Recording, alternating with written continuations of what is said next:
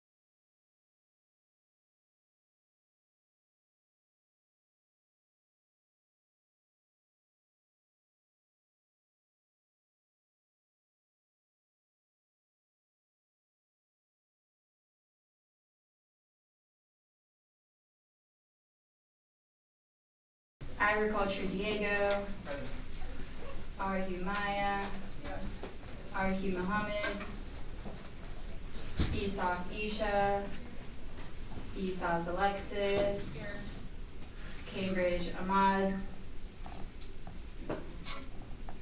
CMNS Shri, CMNS Rishi, Here. CMNS Priya, Oakland Ben, Here. Denton Anand, Here. Ellicott Malcolm, Engineering Eden, Engineering Graham, Here. First Year Manor, Freshman Connection Show, Here. Heritage Alvaro, InfoSci Yasmin, North Hill Kelvin, Here. Off-Campus Neighboring Nick, Here. Off-Campus Neighboring Zahn, Off-Campus Commuter Geo, Off-Campus Commuter Bell, Off-Campus Commuter Ismail, Here. Public Health Grace, Public Policy Linnell, South Campus Commons Pragya, South Campus Commons Chris, Here. South Hill Peyton, Transfer Claire, Undergraduate Studies Maya, Undergraduate Studies Kiara. Do you mind raising your hand if you came in late and I didn't say it? Perfect, thank you. Sorry not to call you out. Alrighty, wonderful. I now call the 16th meeting of the 2024-2025 legislative session to order. We can now move into the finance report.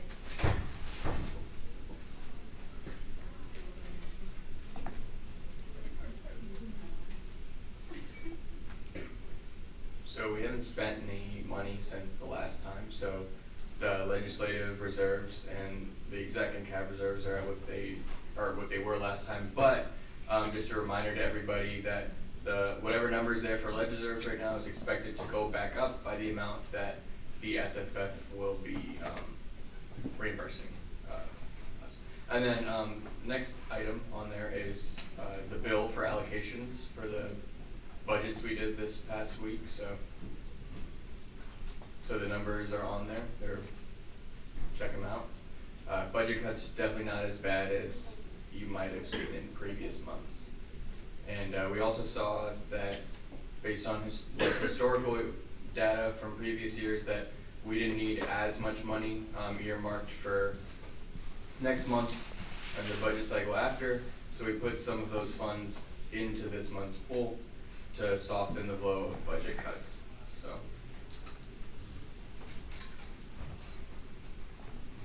Thank you. Did anyone want more time to read over the bill? Is the body ready for the main question? Awesome. Seeing multiple nods, moving to a period of voting. Can I see all those in favor?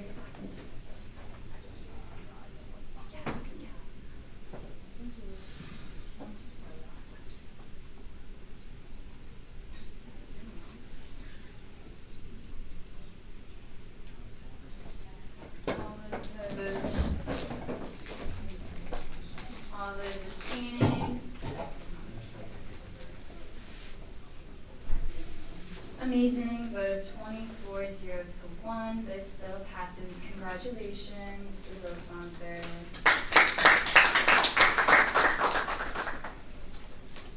Amazing, moving right along to the side of officer's time. Did the Elections Commission want to make a quick announcement?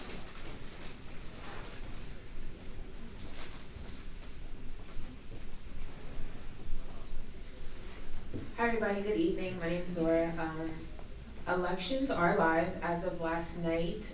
If you are here for your GBM requirement, please make sure you see me after the work they call the work session. If you don't see me, you will not be counted and you'll have to come to another GBM. Yeah, if y'all have any questions, feel free to email us. We are always getting back to you as soon as possible, and good luck to those winning. Thank you. Also, today we actually don't have a work session, but so it'll end quicker. Moving on to cabinet appointments. Hi, everybody.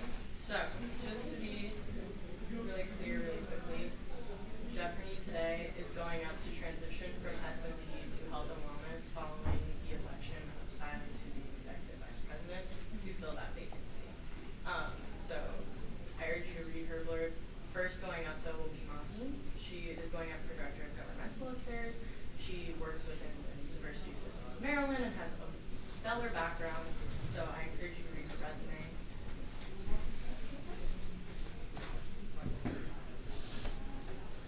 Hi everyone, my name is Mahi Kumar and I'm a current sophomore studying biological sciences and also finance at the University of Maryland. Thank you. So I just wanted to go ahead and tell you guys a little bit about myself and just my past experiences. I'm sure you guys have what I've written in front of you already, but just to go in depth about some of the policy experiences that I've been able to have. I've been working with policy since freshman year of high school at the local, state, and also national levels. I've been able to work with a lot of different students and communities, students and communities of different backgrounds that have given me a lot of insight about some of, the policies that students and communities are passionate about. And I've been able to bring a lot of that information and that work, again, to the state and national levels. As you guys can see, I've been able to do that through a few different organizations in the past. In my county, I come from Montgomery County, and there I had been able to sit as the treasurer of my countywide Student Government Association, and through that I was able to be exposed to a lot of the financial, the finances behind a lot of the policies that students and communities were passionate about. Aside from that, I've done a lot of work with the Maryland House of Delegates. I worked with Delegate Solomon and also Delegate Leslie Lopez for around 3 years. They were COVID years, some of them, but I was able to get a lot of exposure to how bills are passed, legislation, and I was able to connect a lot of students to opportunities with lobbying, testifying, and advocacy. Also through some of my roles back during high school, I was able to teach a lot of students about policy education and how to write testimonials, testify, phone bank, and that's the type of work that I also want to bring to our Student Government Association. I know that a lot of my role has to do with drafting and making sure that events such as our ice cream days and our big time days go well, and that's something I'm really forward to being able to do this upcoming year. I've been able to host Capitol Hill Advocacy Days through the role that I talked about previously, and I was also involved with a lot of grassroots work, and we did a lot of work with policy ranging from climate and then also student safety in the past. So I do have experience working with that kind of policy. I'm hoping to bring all that experience to the table and make sure that whatever lobbying events that we have this in the upcoming few weeks and this semester go smoothly and we are able to get students involved. But yeah, if there's any kinds of questions or anything, I'm excited to be able to answer them, and I'm really hoping to be able to work with you all. Thank you. Questions? Go ahead. Thank you. My name is Rishi. I'm a CMS representative. One of your biggest duties as Governmental Affairs Director will be to organize the Ice Cream Day lobbying event.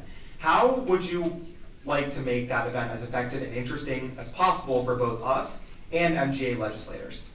I think to begin with, we have to look at some of the most pressing issues and concerns that students are passionate about. I think the first thing I would want to do is make sure that we're getting feedback from students and understand what policies that they specifically want to bring and highlight to the table. I think my next step would be to see what current bills are being talked about by legislators themselves, and the next move would be to connect both legislators and students. My main concerns regarding that is making sure that we're able to bring to the forefront what students want in a manner that's actually effective. Because I know a lot of things can be stuck in process, and we want to be able to focus on bills that have the ability or the potential of getting passed to be able to make an actual change. So to begin, I think a lot of it comes down to being able to plan those kinds of events, having certain roundtables, and just being able to bring policy research to the forefront. So students are able to understand what is, at the forefront and the center of, what we need in terms of change and what needs to be talked about first. So I think whether that's through policy education, having research go on through students and committees that we have, I think my main concern would be being able to ensure we have opportunities for students to engage that first, and then be able to connect students with legislators to be able to bring those specific issues to highlight them to the legislators that we're going to be speaking to. But. Got it.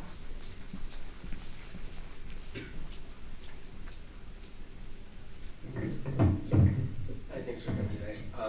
So my question is, especially for the spring semester and the governmental affairs directorship, it's very fast-paced and time an intensive role. So I'm just wondering how will you plan on managing your time effectively and making sure all these very fast-paced projects.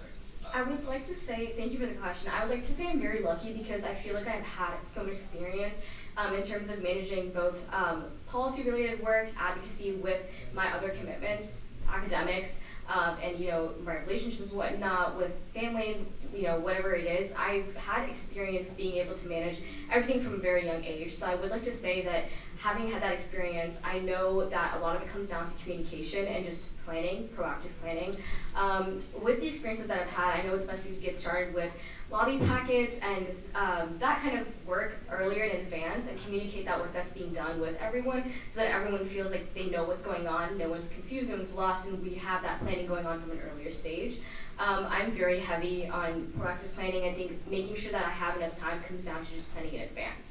So as long as we can continue that and be communicative about how much we can all handle and what we're specifically focusing on a weekly basis or a monthly basis, I think we'd be able to keep up to date and keep up with the work that we have to do to be able to plan these lobby days and other events. Any other questions? Seeing none, we can ask the appointee to step out of the room real quick. Thank you.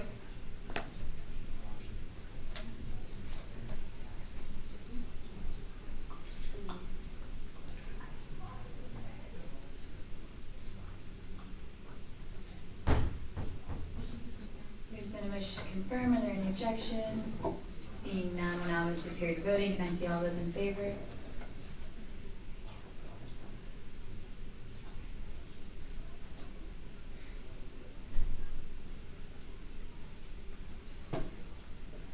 All of those opposed?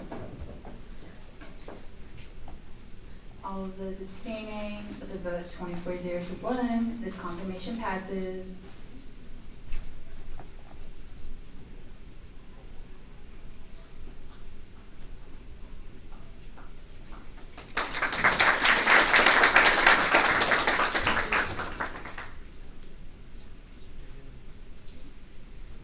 I apologize to all of you tonight because we actually do have a guest speaker and that was on me.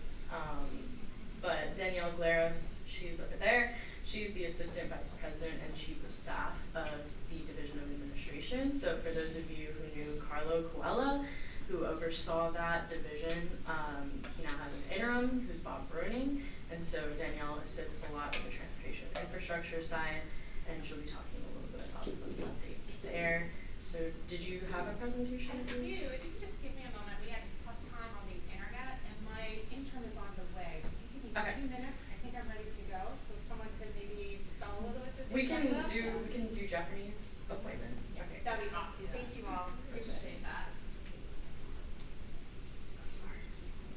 Okay. As for Health and Wellness, you all have met Jeffrey before. She did oversee S&P, and she did also sit in a little bit on Health and Wellness, and so I'd love to have her talk a little bit about her transition to Health and Wellness. Hi, everyone.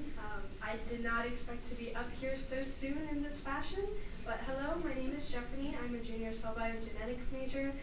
Last week I was able to meet not a lot of you guys, but many wonderful legislators within the SMP subcommittee. Given the recent transition of Smiley to VP, I decided that health and wellness might have been a better fit for me just because this semester is so short. It's about 2 months. I do really want to use my resources to help you guys out, especially with my commitment to SHAC as VP. Also, I have been a volunteer for Health Center as well as Leonie, so there's a lot of health-related student organizations that I have affiliations with that I think I could really draw upon to really benefit this role. So, yeah, any questions? Are there any questions? Seeing none, we can ask you point to step out of the room real quick.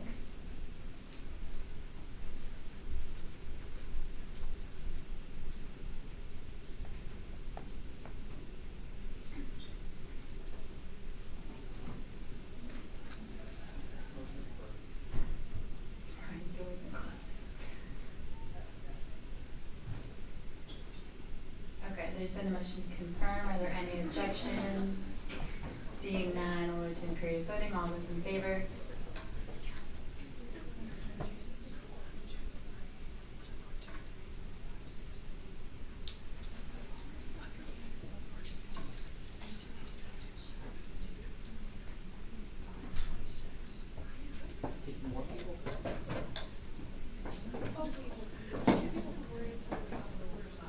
Oh, great, 2 people added, all right, so 26.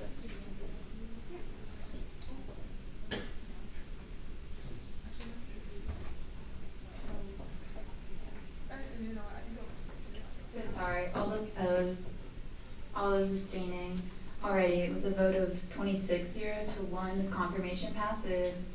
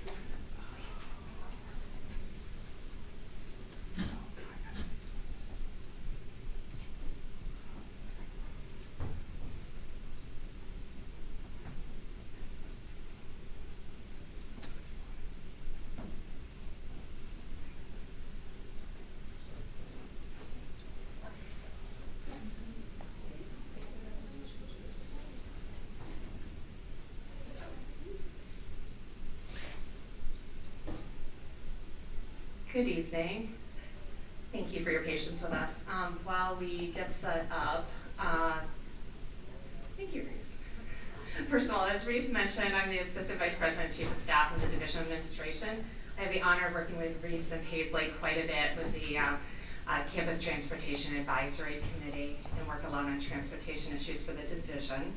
I'm really pleased to announce my colleagues who are here tonight, including our interim Vice President, Bob Runing, who took over for Carlo Colella at the end of September 2024, and my colleague Courtney Brown, who's the Director for our Administrative Services, Office of Administrative Services Division. So we have a pretty comprehensive presentation for you, and I'm going to turn it over to Bob. If Maya, if you could bring that up, that'd be wonderful.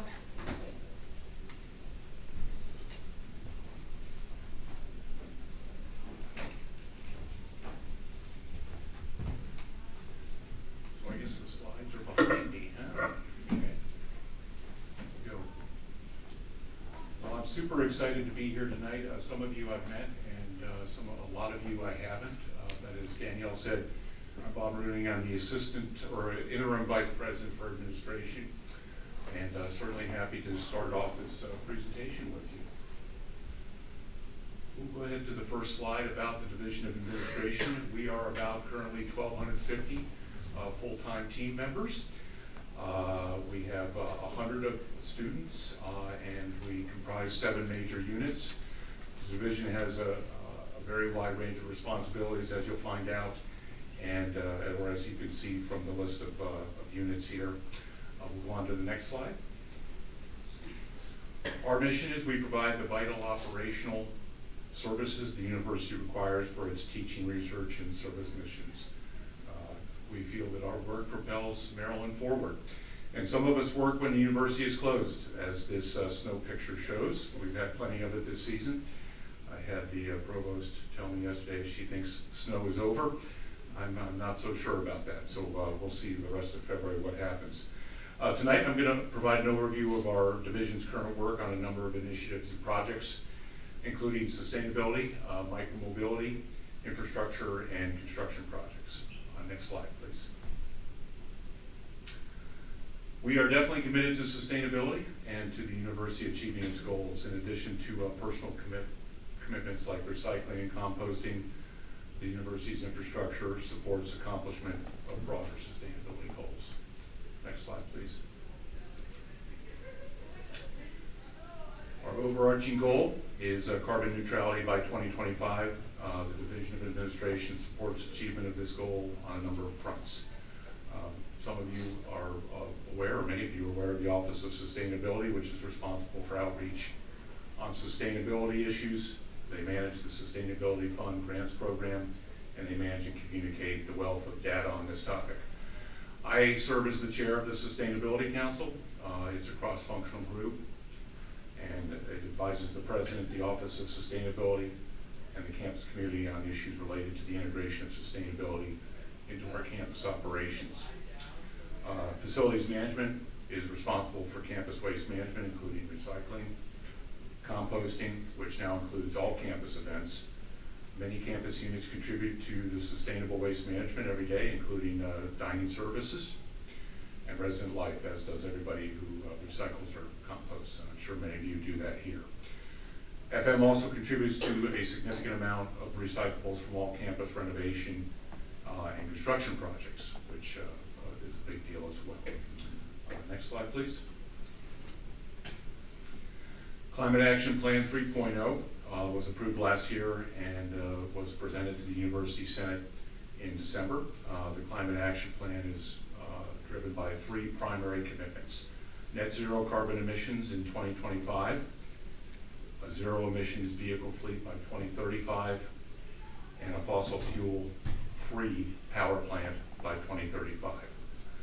These strategies definitely correspond to state legislation and industry best practices, and I'm happy to report that we've made significant progress towards these commitments. In the remainder of our presentation, and we'll address elements of sustainable travel, including micromobility, electric vehicles, and the Purple Line. Next slide, please. Before we leave the general topic of sustainability, I'd like to direct you to our sustainability dashboard, the Sustainable Maryland Progress Hub. The website includes a lot of information and data about sustainability at Maryland. Now I'll turn the presentation over to Courtney Brown, who will update us on the Purple Line and Campus 311. Courtney? Thank you, Bob. Hello, everybody. So the Purple Line is a 16-mile light rail line from New Carrollton in Prince George's County on through College Park to Silver Spring and Bethesda in Montgomery County. What you see on the map here is this northern portion of the WMATA Metro Rail map with the Purple Line superimposed. And the Purple Line has 21 stations. 5 of those are on or adjacent to the UMD campus, and that is what's shown in the purple oval. And although there are 4 stations co-located with Metro, it is operated completely separate and will be operated completely separate and is owned separately from the Metro system. and that is by the Maryland Transit Administration. And the metro stations that are co-located with the Purple Line, Bethesda, Silver Spring, College Park, and New Carrollton. It connects with MARC in 3 locations, as well as Amtrak. So it really will do a lot to connect our region, the immediate area with the broader region. Next slide. So there are a lot of benefits for the Purple Line, from the Purple Line for campus. There will be free rides for students, faculty, and staff among those 5 UMD stations.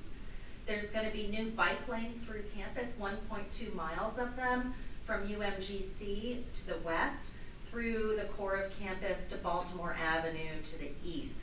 And about half of that portion is already open right here in the core of campus, and the rest will open in the future. It will reduce the need for cars by providing new ways to get around campus as well as to and from campus, and will dramatically improve access to campus and the surrounding area from all those connections I showed on the map. It will also play a key role in the Greater College Park Initiative to cultivate a vibrant college town. The Purple Line has already spurred development and will continue to spur development, and that provides additional amenities for our campus and the surrounding community. Next slide.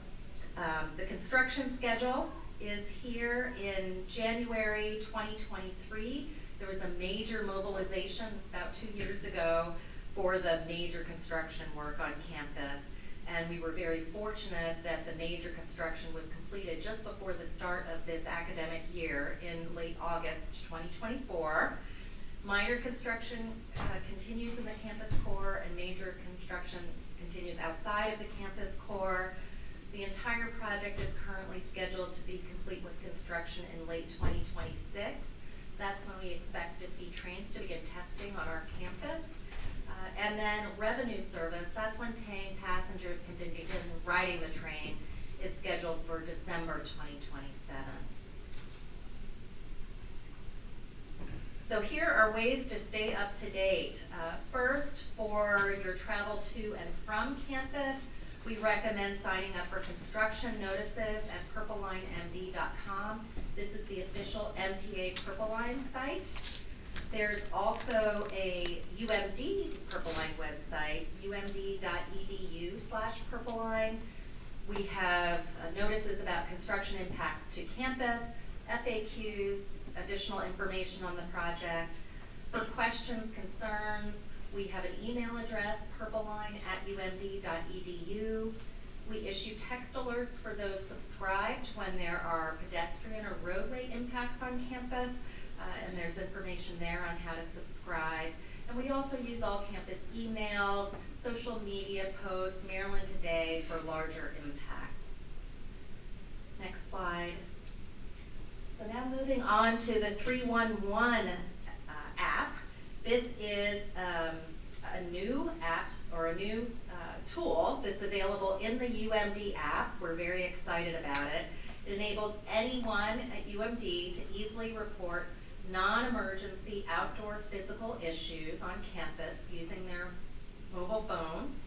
And things that you can report include abandoned scooters or bikes, broken street lights, parking meters, litter or graffiti, road or walkway issues, and many more things.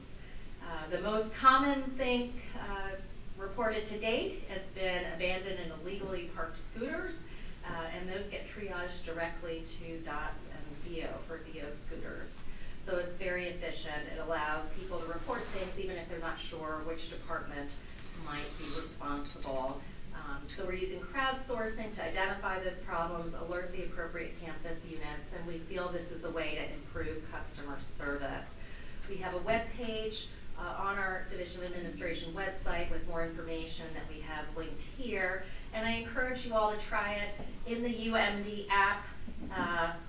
It's under Contact Us. It's one of the tools under Contact Us. And you can use the customize feature to put a quick link on your homepage for the UMD app. And now I am going to turn it over to Danielle. Great. right, good evening again. Many of you know that University of Maryland Police Department is also part of our unit, so I know they come here, but I also wanted to share with you some information about our emergency management and business continuity.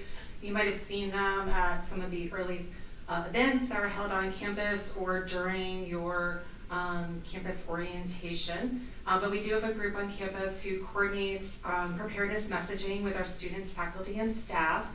Just like Courtney mentioned that on the UMD app, you can find out information on 311. If you haven't discovered yet, the UMD app also has an emergency management, emergency preparedness feature, which has direct hyperlinks to a whole bunch of different phone numbers in case there's an emergency on campus, as well as what to do, whether that's a tornado, whether that is a flood event or another event on campus. So please take a look at that if you haven't had a chance yet.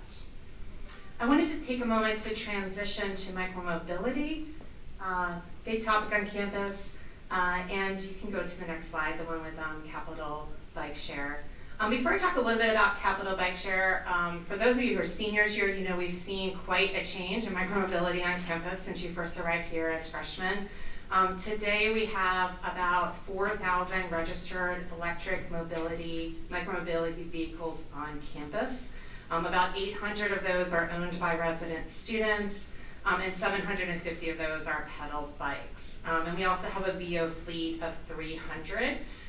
We pay a lot of attention to safety on campus. We are a campus where there's lots of different people who are either trying to move around, people with limited mobility, those on bikes, those on electric bikes, those on scooters, and those of course driving across campus.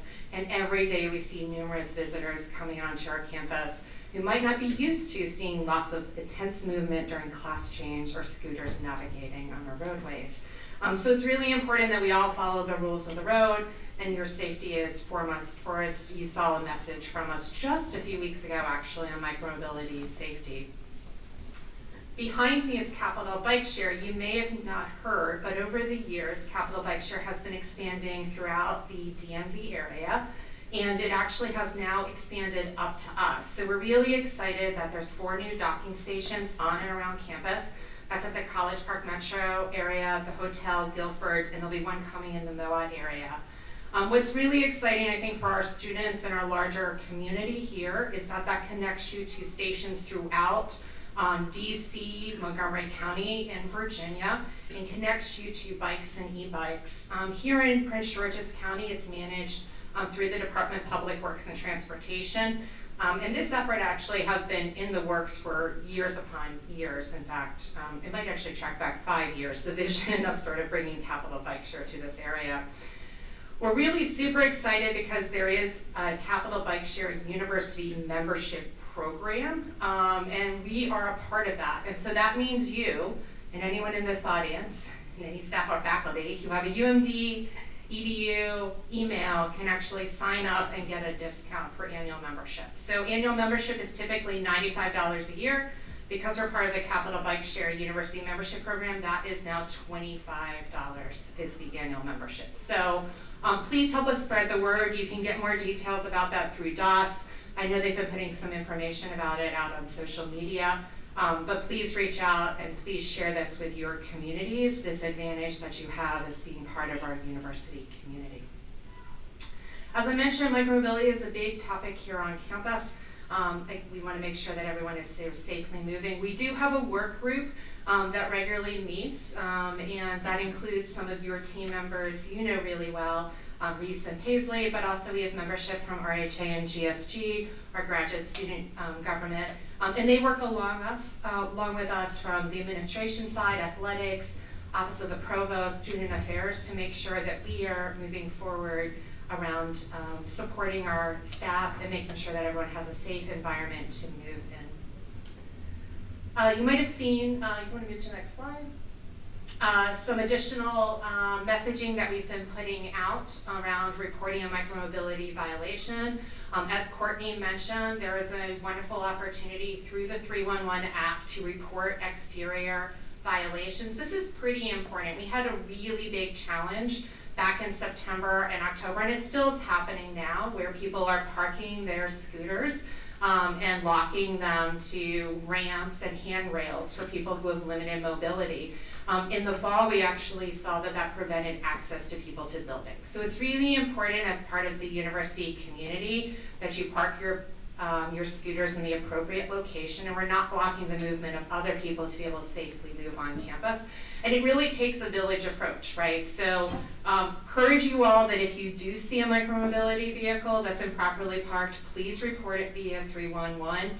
That really helps making sure that everyone has accessibility to either teach their class or be able to participate in the class.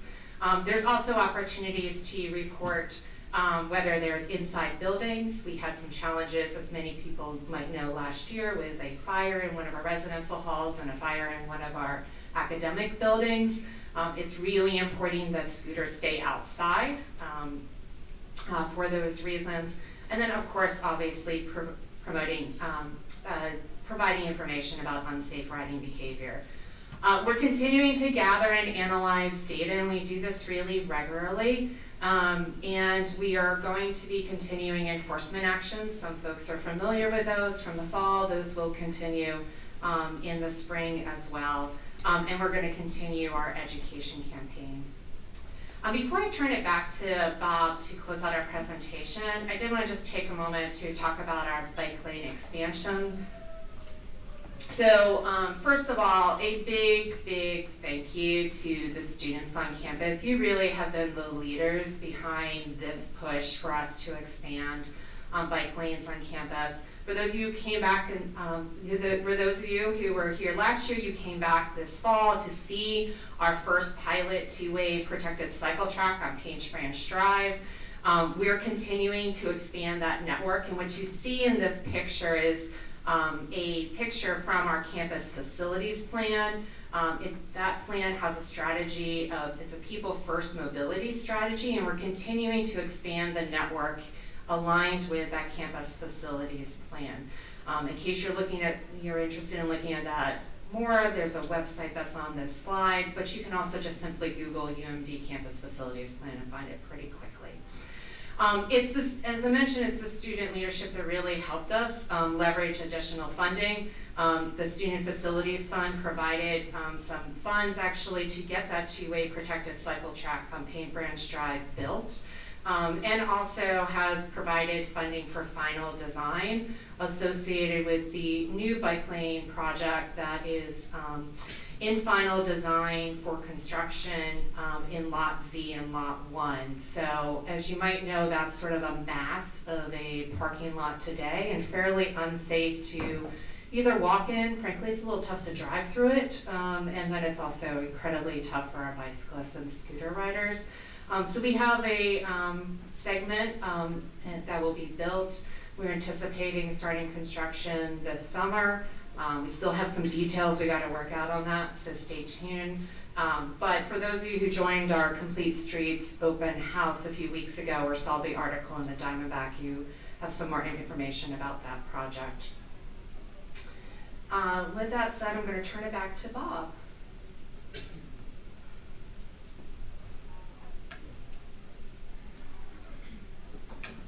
Thanks, Courtney and Danielle. I'm now going to review a key project you might have heard of, you might not have heard of, called the Next Gen Energy Program. Next slide, please. So you may recognize this picture if you've been along Baltimore Avenue and you've seen our central energy plant next to the hotel.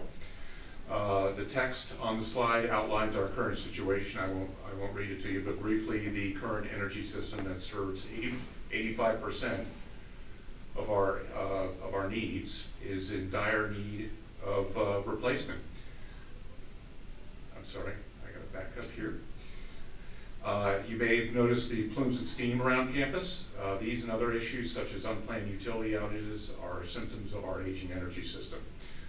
In addition, our energy system wastes resources and doesn't offer us the flexibility to move towards fossil fuel energy due to the turbines in the plant that are at the end of their useful lives, and our reliance on steam for heat, which is generated from burning fossil fuels. The Next Gen Energy Program is going to provide a long-term solution to address these significant issues. It's been a 5-year pathway. We've been working towards award. It was awarded last October or September. and it's been approved by the University System of Maryland and by the state. Next slide. Maryland has chosen a partner, the Maryland Energy Impact Partners, to help the university achieve several key priorities. First, our partnership with MEIP is going to help update the aging distribution system to ensure an efficient process of heating and cooling campus buildings. Second, we're going to work to implement measures to increase overall building and system efficiency. And third, we'll make modifications to incorporate renewable energy sources and technology. In addition, there's an academic collaboration component built into the contract. There'll be opportunities for undergraduates, graduates, faculty members, and researchers, which will be just terrific. Next slide, please. So we're beginning work on the Next Gen Energy program on many fronts. We're constructing a new interim boiler plant next to the current energy plant. You might have seen that going up across the street. The photo shows the south side of the service building next to Ritchie Coliseum on Baltimore Avenue with the temporary boiler plant installed. We'll continue construction over the next 2 years as we move towards replacement of our current system with the new system. I'm pretty excited about this project. I've actually been working on this project since 2016. And it's going to position the university very well for the next 30 years of energy production.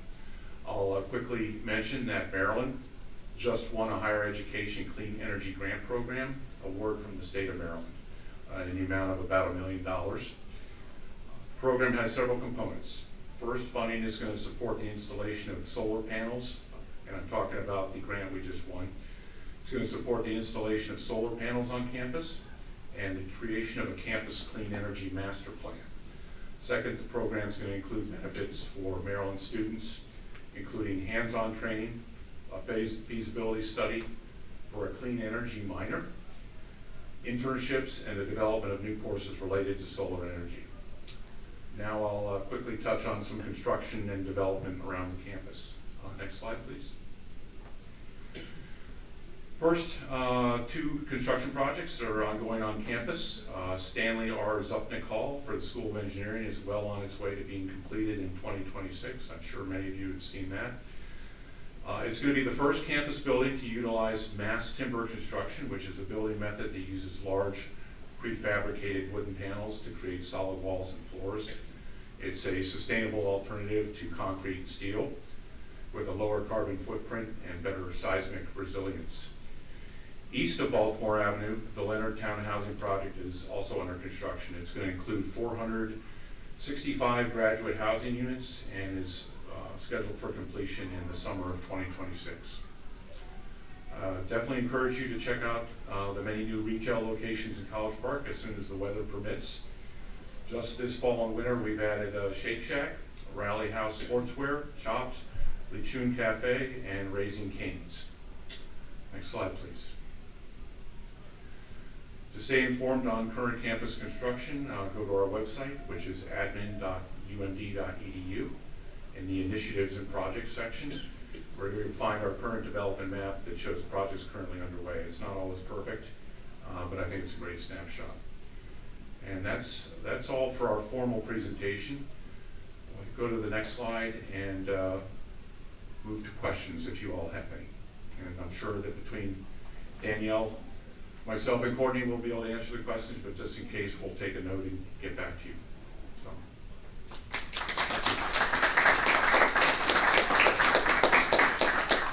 Thank you all so much. Do we have any questions? Go ahead. Thank you guys for being here today. So I know that more of YouTube, but you guys mentioned that there are issues with people parking their scooters in places that they shouldn't, likely at least partially due to the increase in micro-mobility vehicles. Additionally, you mentioned that there's going to be an increase in bike paths. So I guess this is kind of a 2-part question. When was the last time that the university added more bike racks across campus, and is there a plan to add more? Danielle, I think you can answer that. So this question comes up in our campus transportation advisory committee, so I figured Paisley or Reese could even pitch in on this one.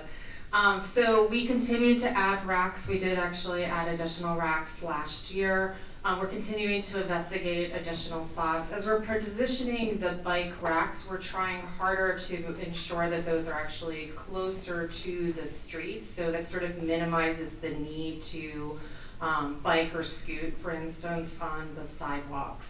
If there's any particular locations that you want our Department of Transportation to investigate for additional bike racks, you're noticing there's like a ton of vehicles or a ton of bikes, please feel free to reach out to me. I can connect you to DOTS, and we do have additional planned bike rack increasements coming this year as well. Does that answer your question? Okay. Next question.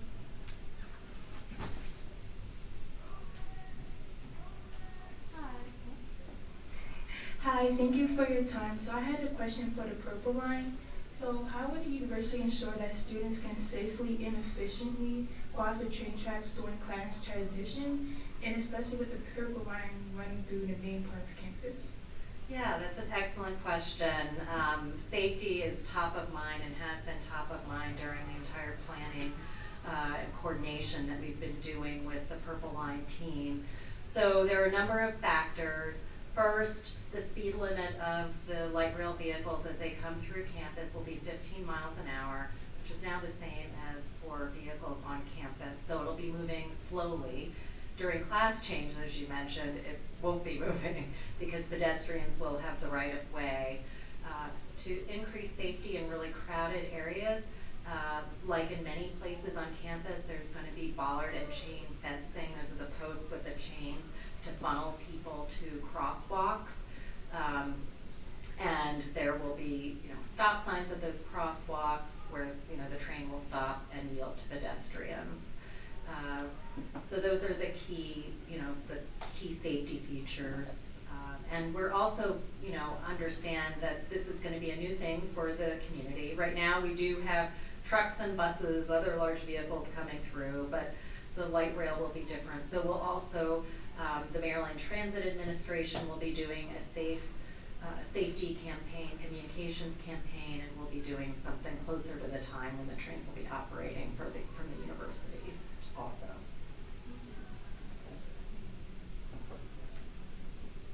Hi, this is another Purple Line question. Thank you for coming up to speak. So just to clarify, you said that the 5 stations on campus were free for UMD students and faculty. Does that include like rides that originate from the campus and terminate elsewhere, or is that only for inside of campus traffic? That's only among those 5 stations. So if you get on and get off in one of those 5 stations, and those 5 stations are, the first one is near UMGC on Campus Drive near Adelphi. The second one is right out here. You've probably seen the canopies, the colored glass canopy for the station. There's one over near Ritchie Coliseum and the service building, one at the Metro, and then the final one is in the Discovery District on River Road near the Vision IT building. You happen to know where that is near. So among those 5 stations, the entire community, students, faculty, and staff will be able to travel for free.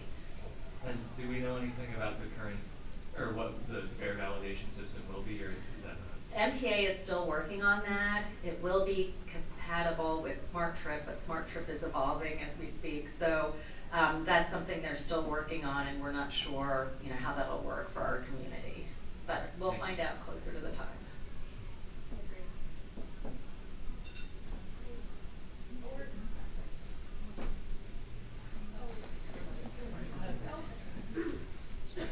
Sorry, this is also about the Purple Line. Oh, sorry, I should stop walking away. I guess I have like 2 questions, but the first one is that, so I'm aware that with the construction of the Purple Line, like once it's completed, the bus routes are going to change a little bit. But I was wondering like what measures are being taken to improve the efficiency of Shuttle UM, because even with like current construction, we're still seeing a lot of like foot traffic and like blocking of the bus system, and like with Purple Line, especially like now that's not going to be like a 2-way street anymore. I was wondering like anything has been taken about those. Are there any updates about like how the bus routes are going to be affected by the construction? Actually, Danielle is the better person. Oh. Not a problem. So in fact, just yesterday in our Campus Transportation Advisory Committee, we talked a little bit about what's being coined the Super Shuttle. So right now, DOTS is undertaking its first review in over 20 plus years to take a look at its shuttle routes. As you know, in those 20 years, the University of Maryland has changed quite a bit, including the fact that we have even more students who are living close to campus as ever before, given the growth of student housing in the city of College Park. So there's a whole evaluation going on right now. You all will have an opportunity to be a part of that as that effort rolls out. So stay tuned for more information, particularly in the fall, as we take a look at how we can improve our efficiencies associated with Shuttle UM, and particularly also when the Purple Line comes online. There are a few existing routes for those of you who are used to taking, for instance, the 104 maybe to get to the College Park Metro. Once the Purple Line comes online, there's going to be no need for that direct connection, right? Because you'll be able to hop on the Purple Line for free and go to the College Park Metro. So there is some overlaps with some existing shuttle routes that are going to need to be addressed as the Purple Line also comes on board.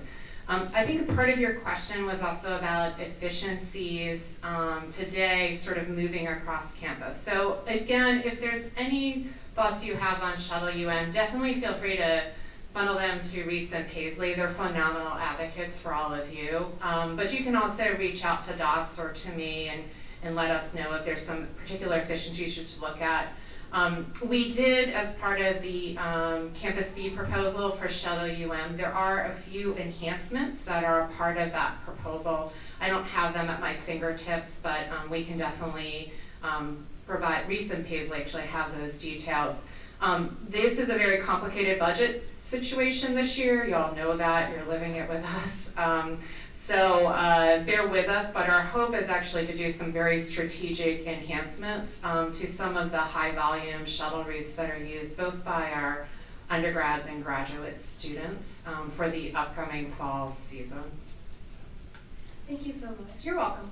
Sorry, I have one more question. It was also about so I know that we're maybe doing something with UPass, and on that question of Smart Trip and how Smart Trip is evolving, how would the Purple Line being free, how would that work in tandem with potentially having UPass and the opt-in, opt-out system? I'm not entirely sure about that part. And you're talking about WMATA's UPass? Yeah. Okay, so let me just spend a moment on WMATA's UPass, because we've definitely taken this question every year since I arrived here. This one comes up. So a lot of the DC-based schools are signed up to WMATA's UPass that allows sort of unlimited rides and access. The challenge for us here at the University of Maryland is that they require that every one of our students has to be enrolled in that program. And so you can imagine what that cost is, and it's quite significant. And so we've never moved forward with the UPass system. We've investigated over the years. Frankly, we've encouraged them to consider a different model that might work a little bit better for our student body and for our university, because not everyone uses WMATA. But as of now, that program is not a very accessible one for us. I would let Courtney sort of talk about sort of the system that will happen in the future, although I think she might have answered a little bit of that question already. Stay tuned again, but the technology should be interchangeable. That's always been the vision. But the technology has changed a lot since Purple Line was even first approved and funded and went under construction. So more to come on that. Thank you so much. Okay, no problem.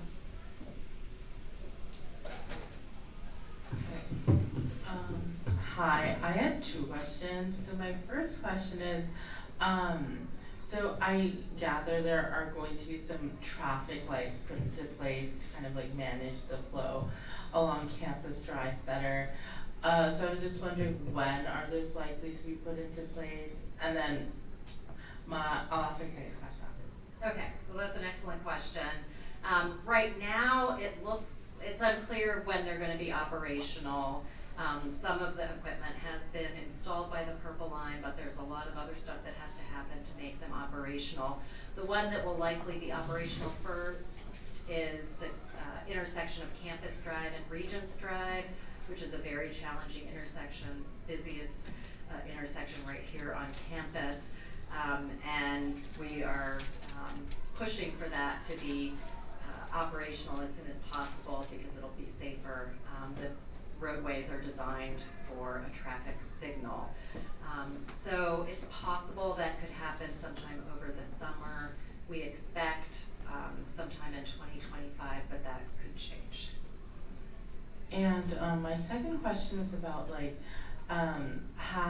for the crossing situation along Campus Drive, since there are so many people crossing, I was wondering if it was ever considered to maybe add kind of pedestrian signals or flashing beacons or adding crossing guards or anything of that nature.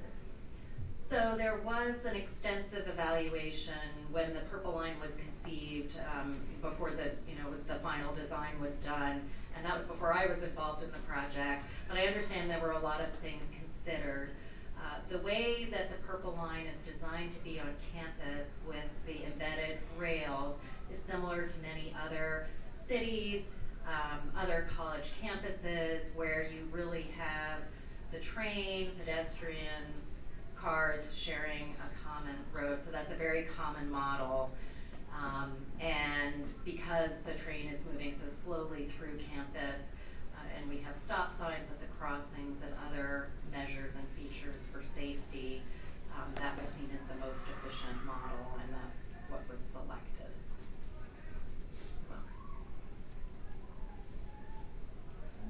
Are there any more questions?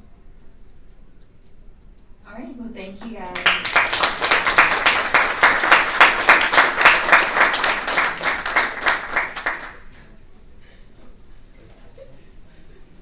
Amazing, great questions, everyone. Thank you for being engaged. Now we can move on to our first legislative appointments of the semester, led by Maya.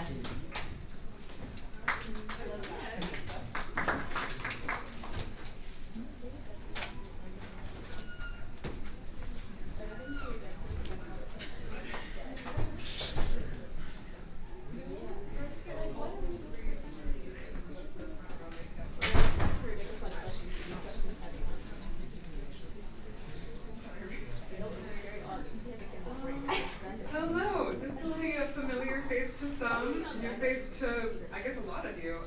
But I'd like to bring up Sid for off-campus commuter. Hi, you know what, I don't really need the mic, I'm loud enough, I project. I'm so sorry, this blurb was done very, very quickly. It's actually mostly copied and pasted from my old blurb last time around when I was up at this podium. But it is good to see all of you again, a lot of old faces that I recognize, a lot of new faces, which is great. We love new faces. My name is Siddharth Gupta. People call me Sid, it's a bit easier. I'm a senior majoring in public health science here at Maryland. And during my time on campus, I've been a long-time supporter of a lot of different student orgs, jamming at Maryland. If you've been there or walked by the Baltimore room Tuesdays, Thursdays, 7 to 9, you've either seen or heard me. Terps for bike lanes, the transportation infrastructure, DEI and health and wellness committees here at SGA. I served on this legislature last spring semester as the public health representative and won my election as the off-campus commuter representative. I did spend the last semester abroad in Argentina. Please ask me about it. It was incredible, except for the time where I nearly died. But that's a whole different story. Anyway, back on track. When I was previously a legislator, I sponsored the narrow lanes bill. I consulted on the WMUC Memorandum of Understanding. I debated tons of issues here on the legislative floor. And I spent probably upwards of, how long was it? Was it like 13 hours on omnibus? It was insane. We had to go to McKellen. It was wild. They kicked us out of here. So anyway, now that I've returned, I hope to keep in regular communication with my prospective constituents and their needs by creating an Instagram account for my office to communicate directly with them, where I'm going to be, what networking events I'll be attending, reaching out to me directly to discuss issues and concerns, because they're very geographically dispersed. I myself live in Wheaton, in Moco, and I know that we have students from DC, we have students who commute from all different parts of Maryland, PG County, Howard County, Montgomery County. And to reach my constituency, I need to be a little more flexible, not just being here on campus, but actually having a platform that can reach those people, even without them seeing me physically. Well, let's see. If I'm appointed, one of the other things I plan to do, well, continue attending meetings with the Diversity, Equity, Inclusion Committee, Health and Wellness Committee. I also want to attend the weekly commuter breakfast, which will take place, I believe, in this very room on Wednesdays, to make myself known, sort of discuss what's going on with the SGA, give updates, etc. Just talk to my constituents. It's another place to meet them. And one of the main things that really brought me back to SGA, coming back from Argentina, was the opportunity to use this office to protect underserved and vulnerable communities that are, especially now more than ever, facing a lot of uncertainty. And with your support, I hope to serve my constituents to the best of my ability and do everything I can to leave them and the office in even better standing than they are today as I take on this role. So, hit me up with any questions. What's up, Rishi? Sorry. Go ahead, Rishi. I should be a little more. Okay, now it's on. Your constituency is often seen as detached from campus and is notoriously hard to reach. Are there any new suggestions for outreach that you haven't mentioned earlier? Yeah, actually, one of the things I planned to do was to use that Instagram account I was talking about earlier to host outreach events off campus. So either nearby in the College Park area, Hyattsville, I live in Wheaton myself, so for the students that live in Montgomery County, some places in PG County, and keep posting like, hey, I'll be here at this time with a box of Joe, come by and I'll give you a coffee and we can talk about some issues together. Things like that. Just sort of being approachable, reachable, your friendly neighborhood Spider-Man type. I mean, I'm no Peter Parker, but you get the point.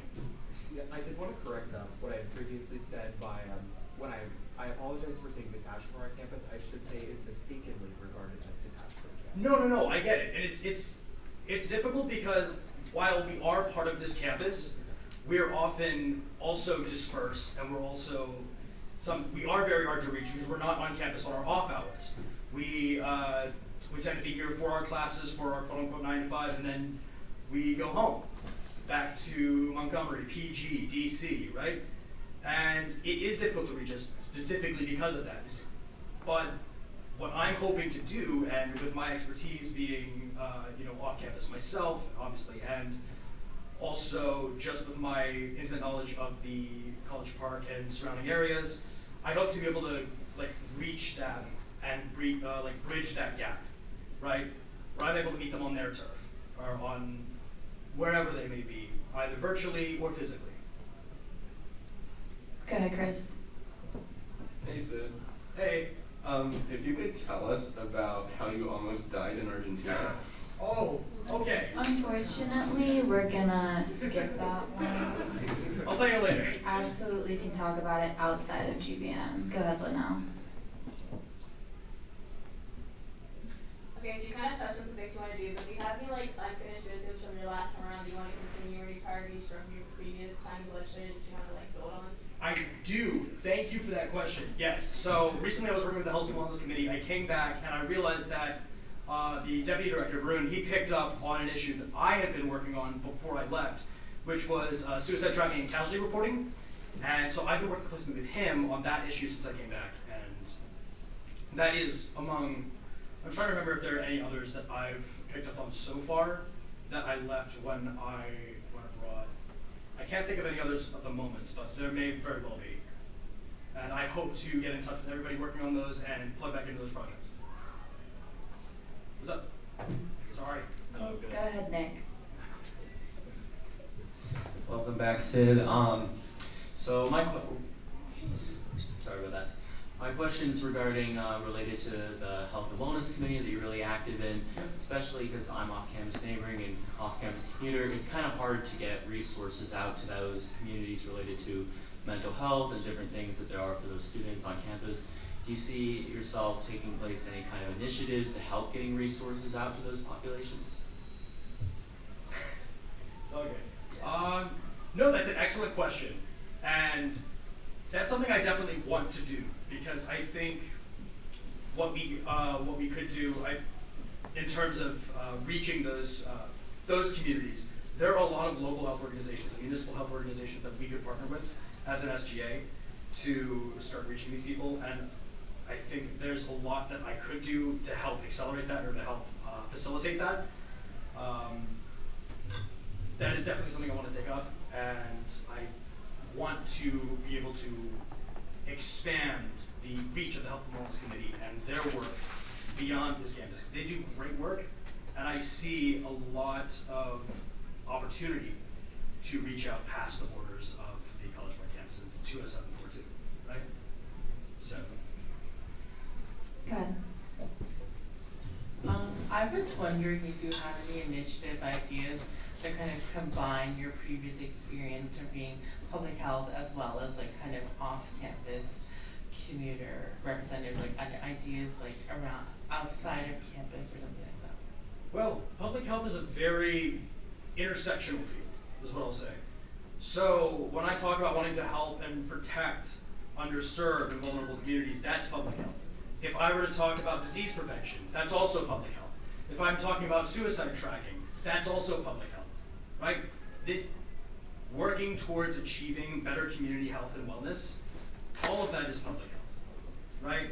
And that's something I've learned being a public health major, is that it's such a broad field, but it's what public health really is, it's taking a disease-centric approach at viewing these problems. What are the symptoms? What are the exposures? What are the outcomes, right? So that's the thought process I hope to take to the issues that the off-campus community really faces. Anything else? Any more questions? Seeing none, we can ask the appointee to step out of the room.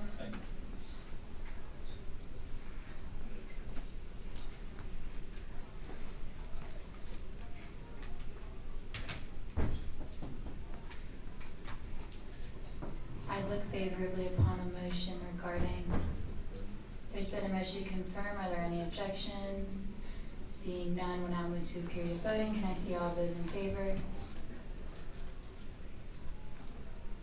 1, 2, 3, 4, 5, 6, 7, 8, 9, 10, 11, 12, 13, 14, 15, 16, 17, 18,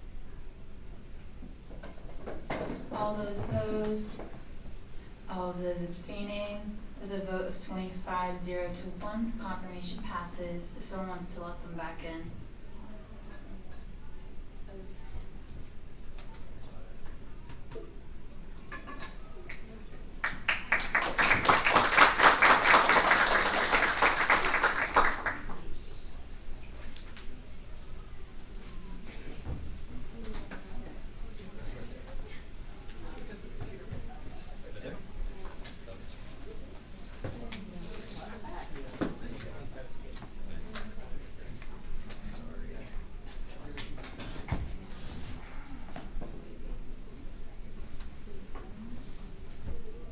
Up next, for Greek Residential Representative, we have Danny.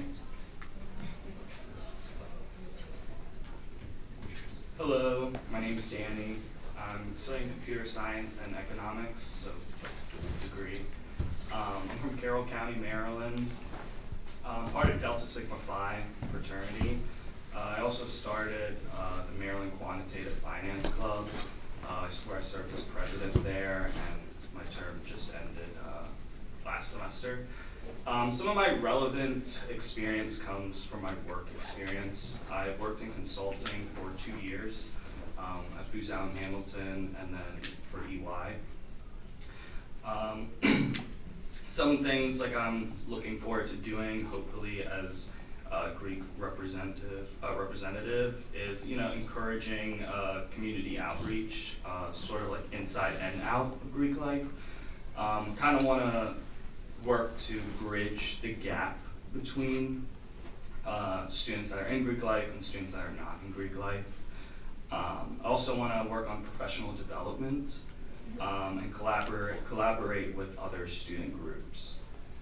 So if you guys have any questions for me, feel free.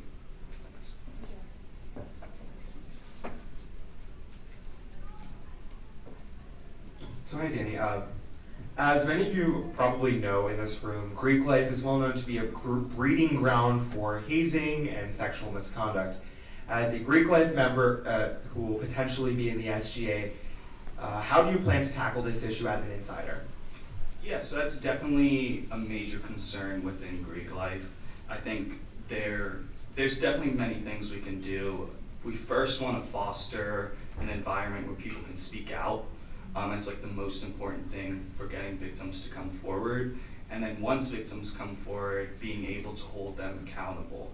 So that's definitely like our #1 concern. But as far as being here, I definitely want to get people, like I said, coming forward, asking questions, and bring in people who don't know much about Greek life and maybe sort of like educate them in a sense. Like I said, just really trying to bridge that like divide between people who aren't in it and people who aren't. Are there any more questions? Go ahead. Hey Danny, so well, one, wonderful to meet you. Second, I was wondering if you could elaborate on the professional development opportunities you mentioned. You said you wanted to sort of cultivate that within Greek life. Do you have any ideas, and you don't have to off the top of your head, do you have any ideas as to how to bring that? Yeah, so definitely, I definitely used a lot of that sort of like professional development experience when I was serving as the president of the Quant Finance Club. So I kind of want to do almost the same thing that I did in the club, whereas we bring in people like from the industry, people who have worked in corporate America or have worked in like medicine and law, whatever, and bring them in to speak and really like help individuals who aren't really like too involved in what they think they want to do or don't know what they want to do, and be able to see like a day in the life almost. I also like to bring in like a lot of my experience.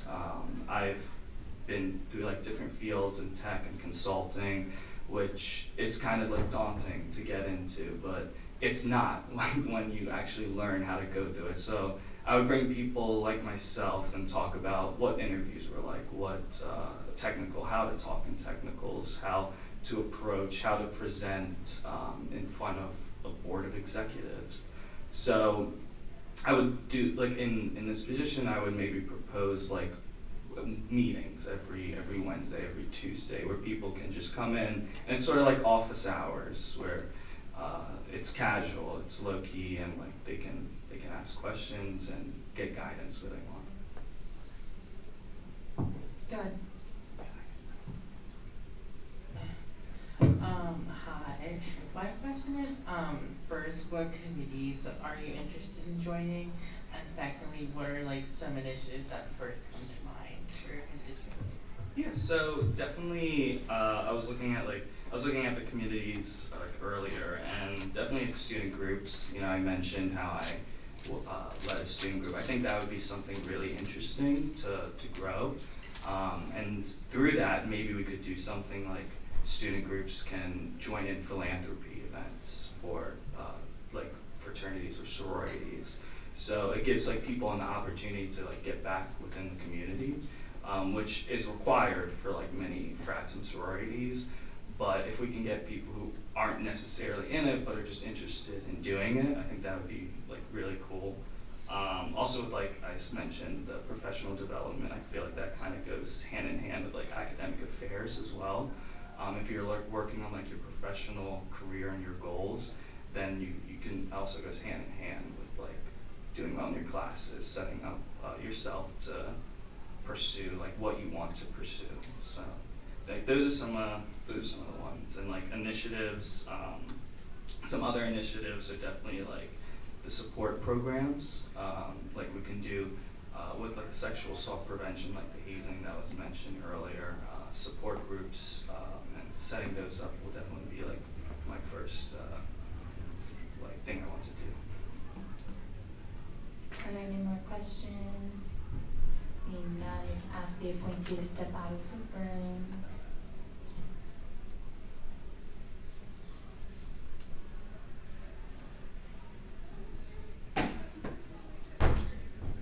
There's been a motion to confirm. Are there any objections? Seeing none, we'll now move to period voting. Can I see all those in favor?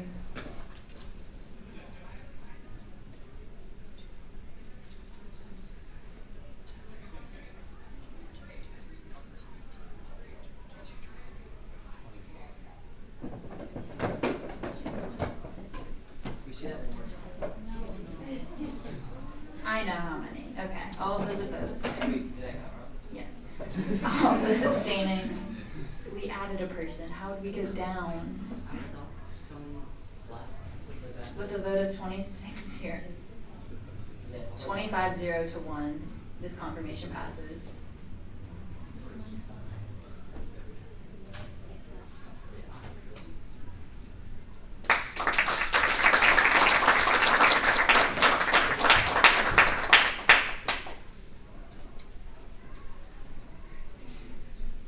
Alright, last but certainly not least, we have Sarah for information. Hi, my name is Sara, and I'm a sophomore majoring in information science. And I'm interested in being a legislator because I'm passionate about advocating for students, and I want to improve the campus experience for everyone. My experience as a student senator at Montgomery College gave me a good understanding of the importance of representing student concerns and addressing issues that affect their academic and their personal lives. And that experience showed me the power of student leadership and to create change and how it really impacts students. So as a legislator, I want to continue that work at UMD by making sure that student voices are heard and helping create a more inclusive and engaging environment for everyone. One initiative that I have is for making transportation more reliable for commuters or just students in general. So I'm a computer myself, and it's really difficult to track where the buses are, especially when they're late or they just go missing sometimes, and then I end up missing class or being really late, and I know that that's an issue among a lot of other commuters. So I would want to work with the Transportation and Infrastructure Committee to improve the efficiency and punctuality of the campuses, and also just give a better connection to the students to actually know where their buses are. And I think that's really essential for academic success, and we can make a lot of significant improvements there. So, oh, one more thing, sorry. I would plan to how I would plan to reach my constituents. I would reach them through social media, emails, and then also Info College is really good with planning events, mostly weekly. And whenever I go to them, I'm able to meet a lot of people in Info side, and that'd be a good place to see my constituents. Are there any questions? Go ahead, Maya.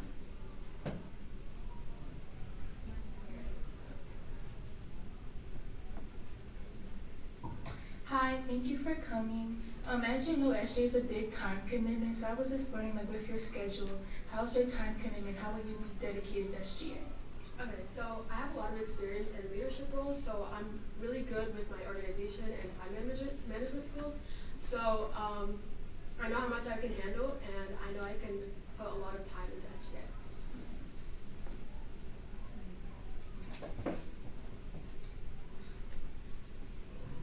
Hi.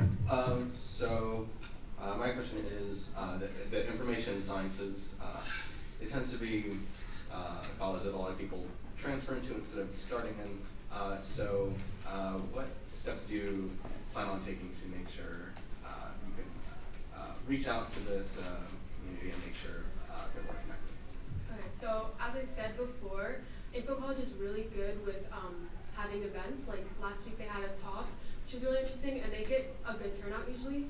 So I think that's one way I would use it. Another way I could connect to the Info students better is by through social media and then through their emails as well.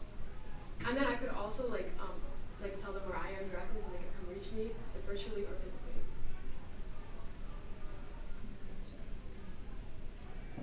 I'm the other information science representative. Oh, sorry. Hi, Saya. I'm the other information science representative, and I heard you mention the T&I committee, but I just wanted to know what other committees you were interested in. Okay, so another committee that I'm interested in is the student groups one. So I know there's specifically towards InfoSci, so there's a lot of tech clubs for specific cultural groups. So I think working with the student groups committee, we could make some sort of event or something to incentivize InfoSci people to come and learn and kind of talk about their careers and things like that.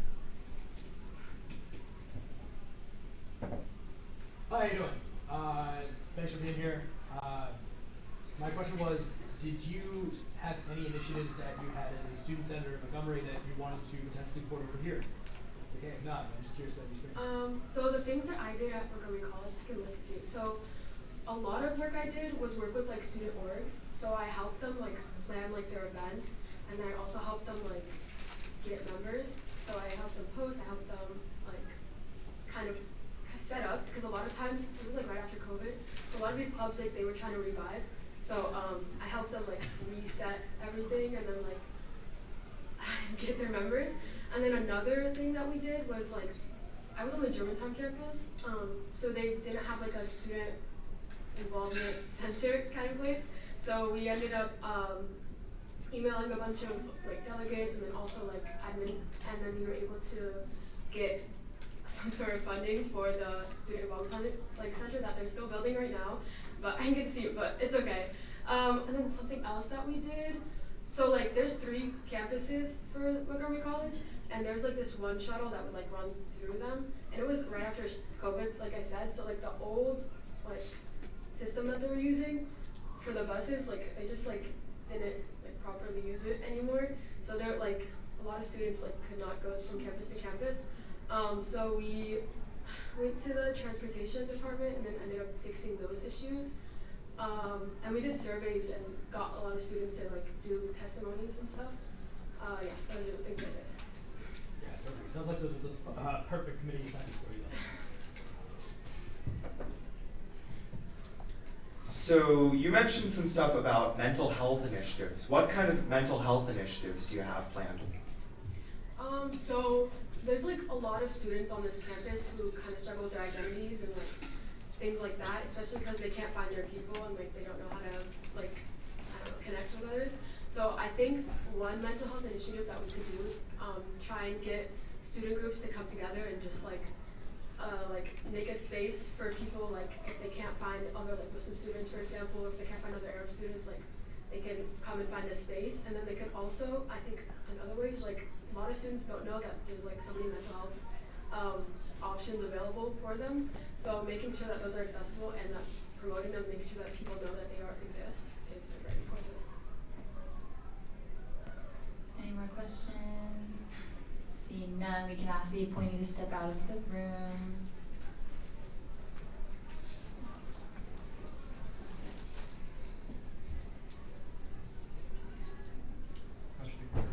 There's no motion to confirm. Are there any objections? Seeing none, we'll now move to a period of voting. Can I see all those in favor?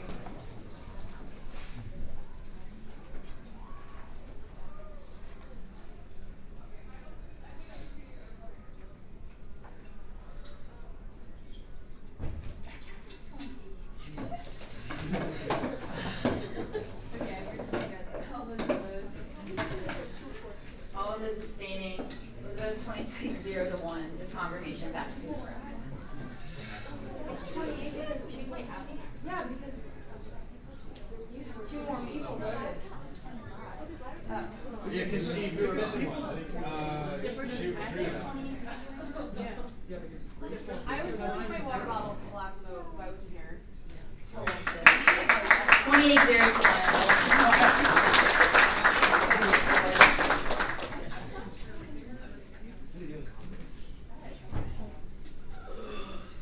Amazing. Congratulations, everybody. We will now move on to cabinet updates, starting with academic affairs.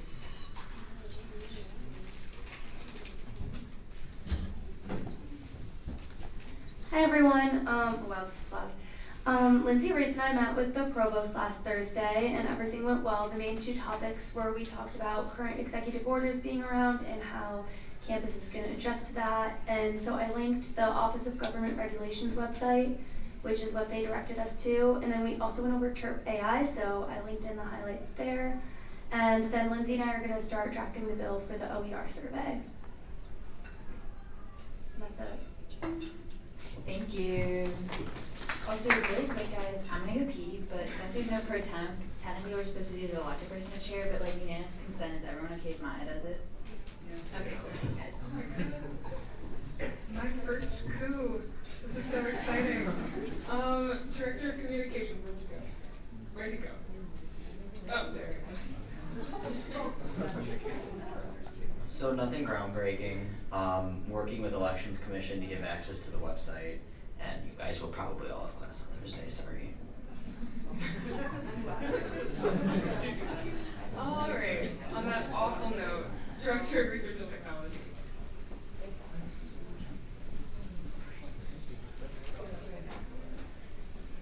Okay, so I just finished 2 survey requests, and I'm also working on the website now, so that will take some time. And there will probably be more survey requests for this week.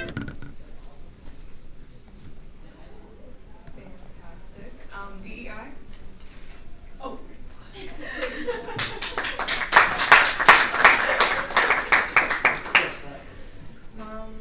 So we talked about the university's response to the executive orders and how it's affecting students. And then we are trying to do outreach with the student orgs and send out invitations, which was sent out yesterday. But if you guys have any orgs or clubs that we should reach out to, there's a link in the doc and you can just add those orgs there. And that's everything.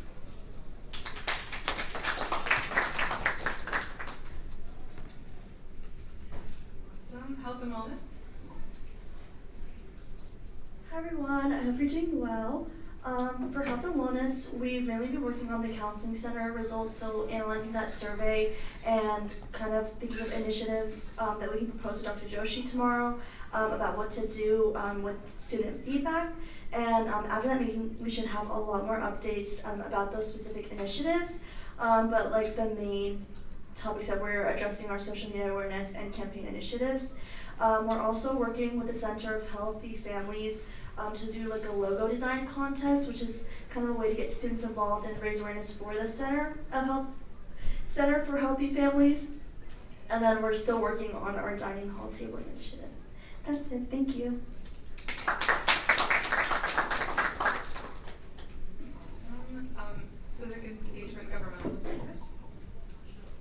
Okay, biggest update is that the town hall for the PG County Executive, we finally have a date. It's Monday, February 24th, 6 p.m. to 8 p.m. And then after that, there's going to be an opportunity for students to ask or talk to the candidates one-on-one and ask them questions. So I really hope to see you guys there. We might even have food.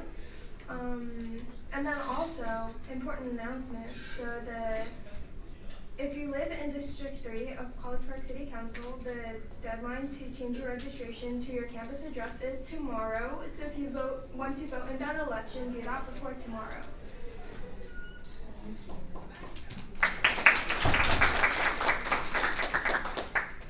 Next up is SMP.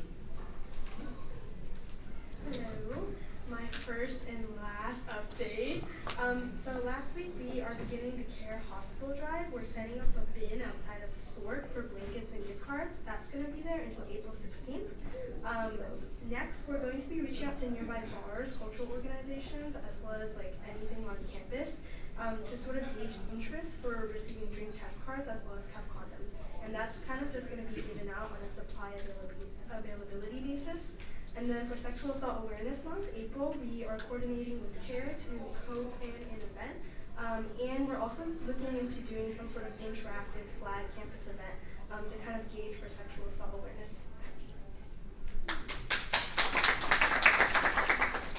Thank you. Next up is student groups.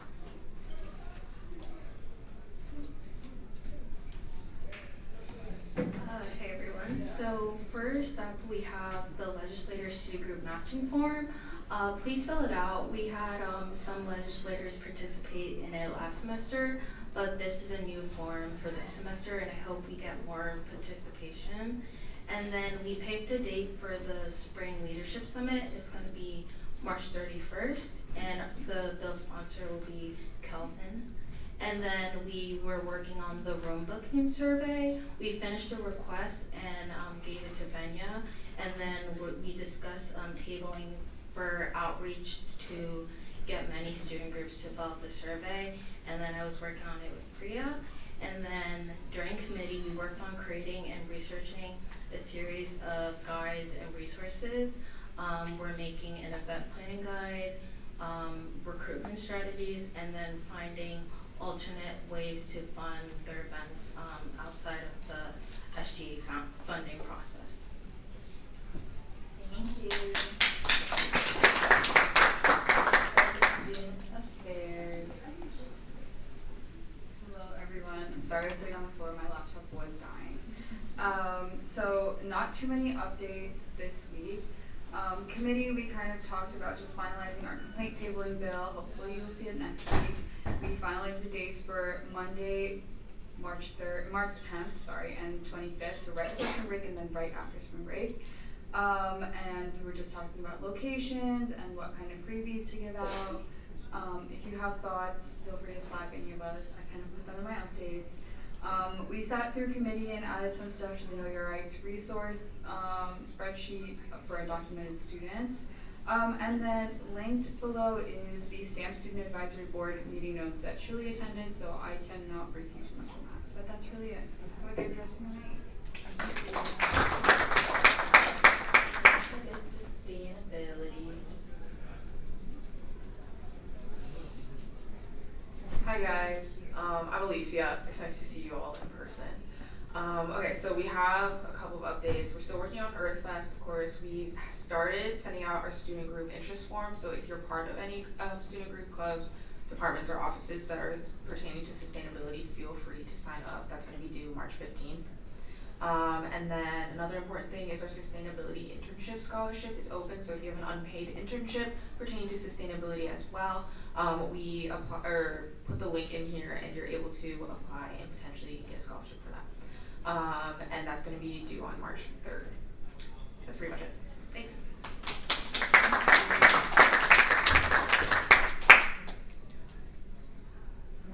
TNI. Okay.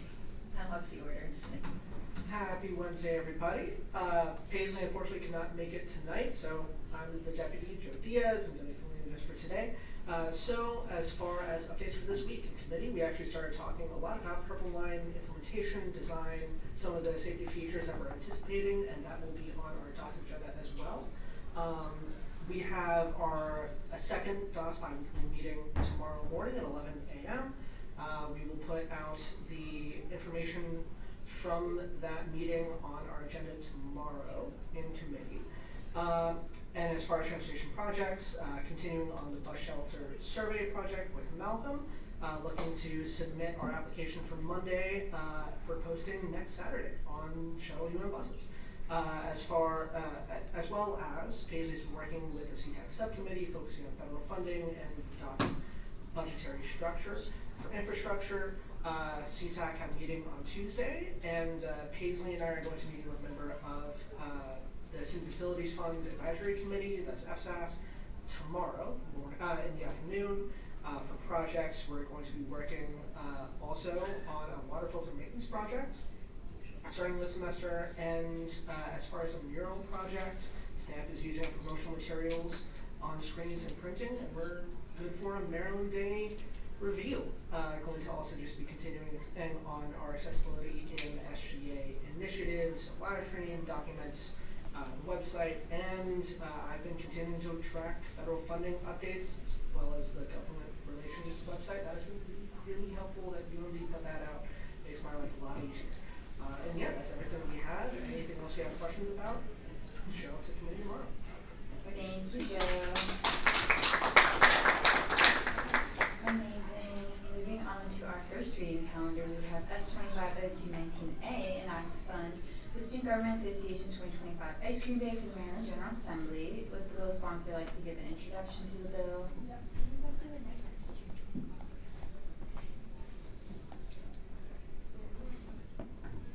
So this is the funding request for Ice Cream Day.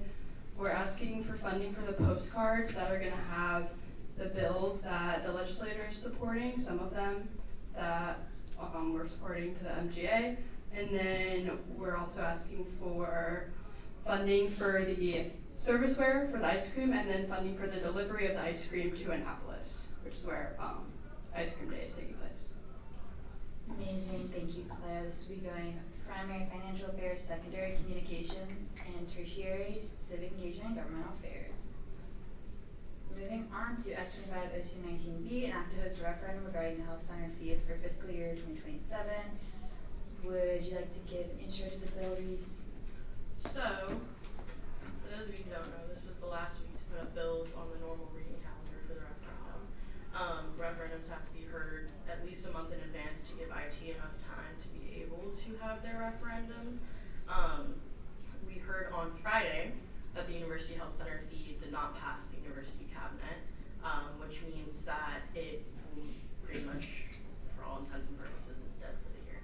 With that in mind, there's going to be a significant cut in services, a significant cut in staffing, and hours that will be available to all students on campus, regardless of whether they're graduates or undergrad.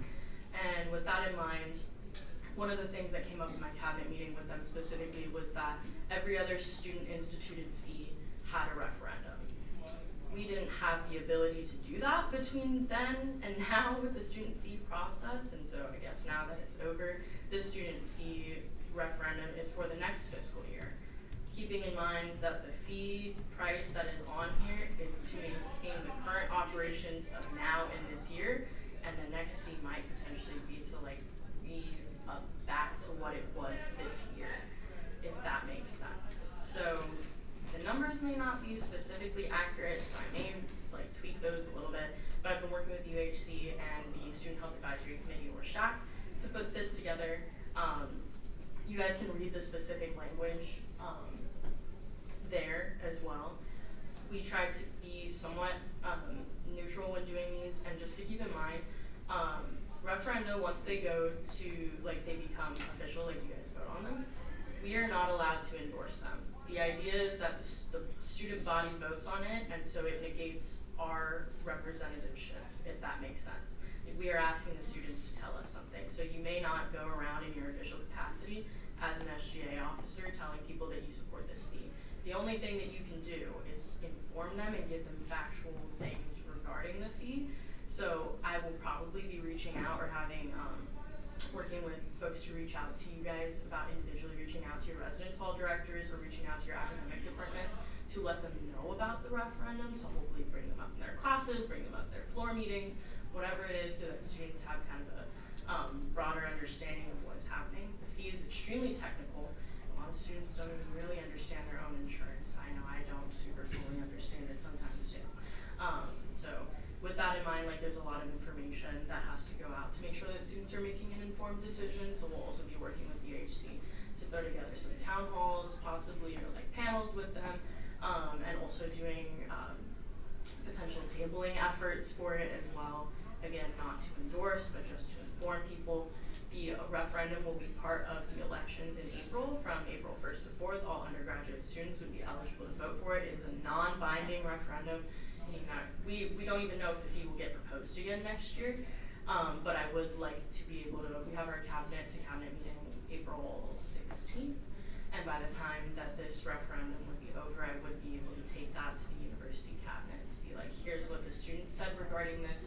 I do think it is either worth or not worth looking into the following year in terms of the student fee process. So, any questions? Oh, thank you.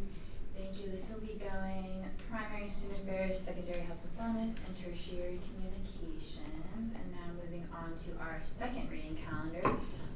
We have S250212A, resolution to support the University Senate student bereavement policy proposal.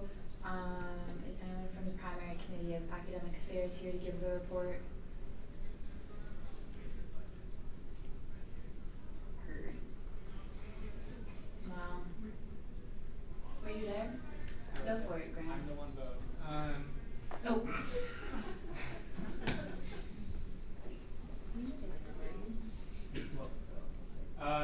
Yeah, the vote was 1-0 to 2. Thank you, Graham. Okay. Interesting. I will wait. I look favorably upon a motion regarding the committee report. With or without amendment? All those with amendments. Okay, cool. Well, we can check after if these were in committee. Awesome. Can I see all those in favor? Can I see all those opposed? I don't know. Abstaining? Awesome. Unanimous consent. Were any of these meeting academic affairs?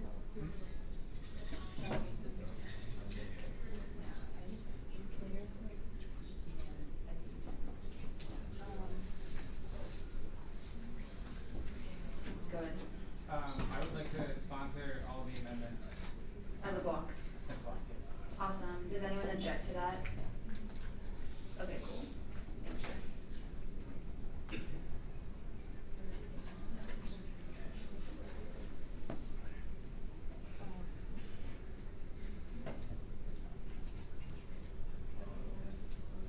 Okay, amazing. Is the body ready for the main question? Awesome. We'll now move to creative voting. All those in favor?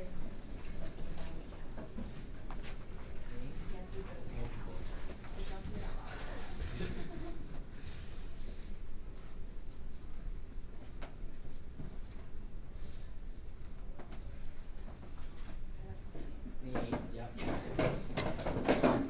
All of those opposed? All of those abstaining? Amazing. The vote of 28-0 to 1, this bill passes. Congratulations to the bill sponsor that's not here. Alrighty, moving right into S2502B, a resolution endorsing the 2025 Student Government Association State and Federal Legislative Agenda. Do we have the acting director here to give their committee report? The committee members passed it, 11 in favor, none opposing, and 2 abstentions. The amendments were made in committee, and they were there's some just because they're based on, I believe, the 7 bills that they wanted to be advocating for. Thanks, guys. Thank you. I'd look favorably upon a motion regarding committee report. Motion to approve the committee report. With or without amendments? With amendments. Okay, I just want to motion to approve the committee report with amendments. Can I see all those in favor? All those opposed? Okay, all those abstaining? Amazing. Sorry, let me just give me a second to approve these.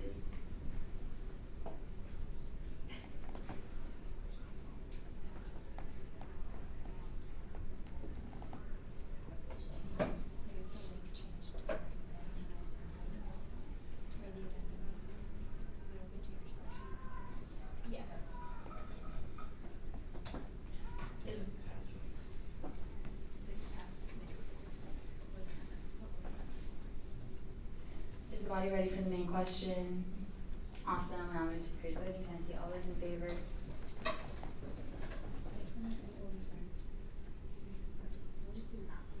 All those opposed? All those abstaining?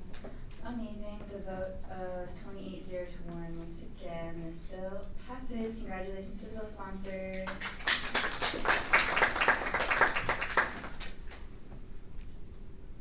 Oh, sorry, did you somebody say? Yeah, I have a motion. Okay. Oh, I see. Okay, never mind. I got confused. Go ahead. Motion to remove S25-02-05E from the table and put it back on second reading. Wonderful. This to remove something to remove something from the table just requires a majority vote. So can I see all those in favor of removing S25-02-05E off?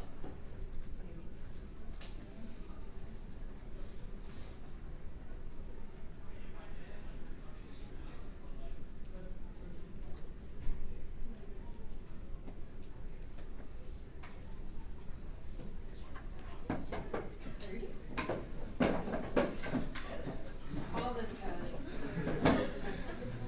All those abstaining? Okay, it's off the table. Let me just give me a second.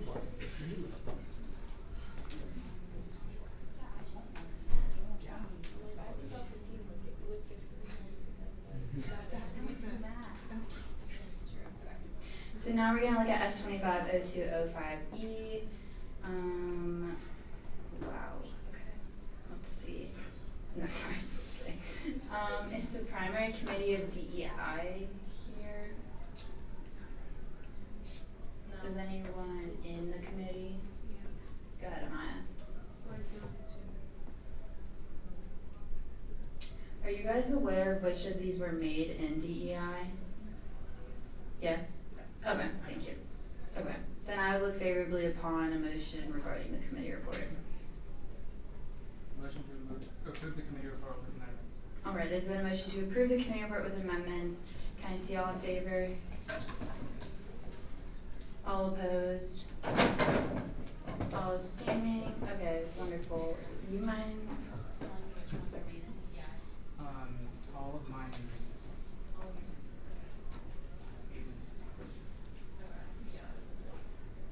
There's gonna be a lot of formatting. So I preemptively declare all those to be found. Thank you.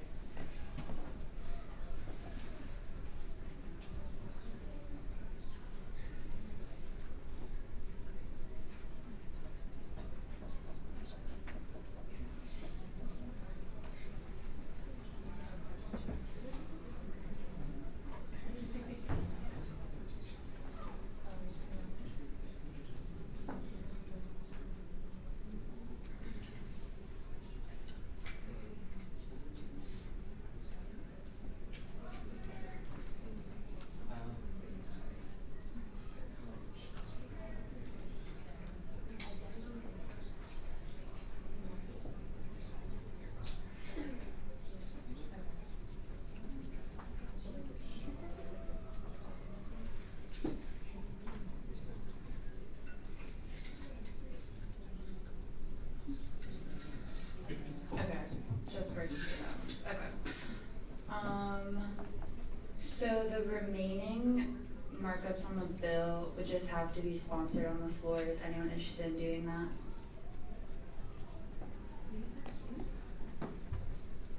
I said, oh, I can repeat myself. Just the remaining suggestions on the bill, since they weren't made in the primary committee, they'd have to be sponsored on the floor. If anyone wanted to do that at this time.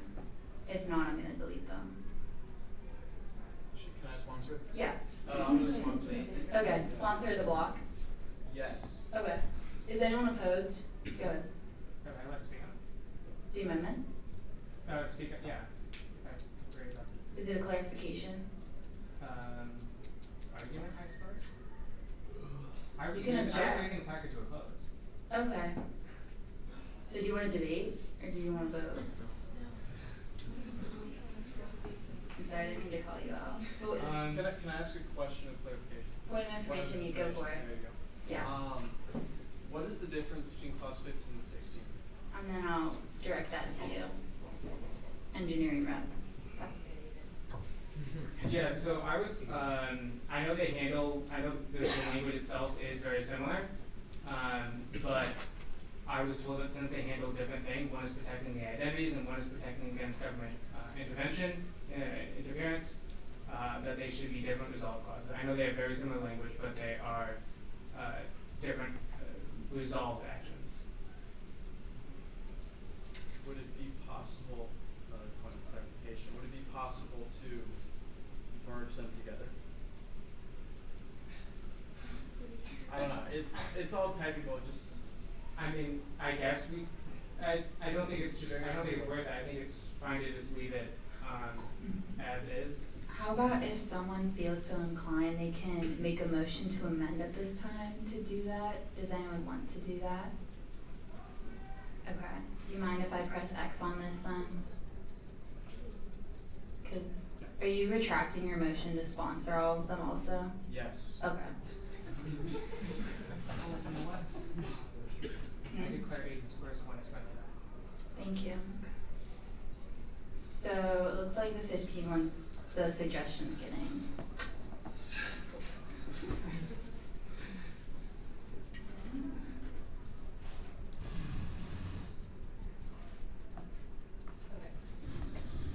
Is the body ready for the main question?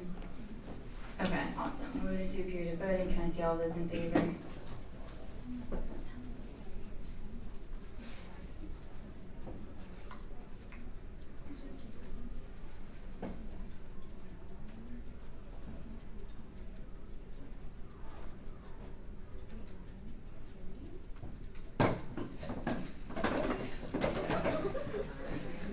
All of those opposed.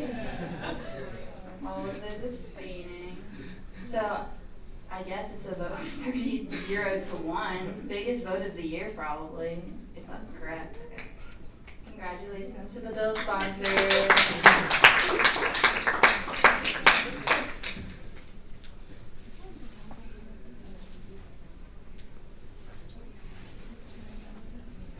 Amazing. Good job, everybody. Does anybody have any sort of follow-up to any initiatives they'd like to share? All right, and then we can move into executive updates, starting with student body president.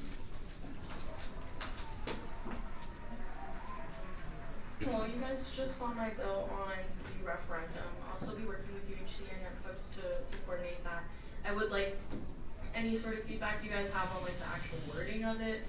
Again, like we want to make it as inclusive and accessible as possible for folks to understand, and it is a very difficult topic. So I do want to make sure that it is something that is easily accessible to just general body members. Other note, just again, SGA officers cannot endorse referenda in their official capacities. Same thing as elections. Like in your official capacity, you're not allowed to endorse anybody.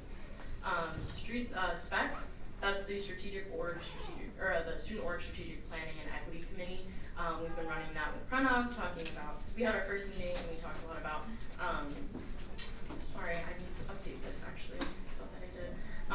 But we talked about what we're going to focus on for the committee for the rest of the semester, particularly looking at like the budget caps, obviously, as what the committee was basically. And we've also realized that 3 of the voting members on it are all engineering representatives, or all engineering majors. So we have started to do some outreach looking into different communities.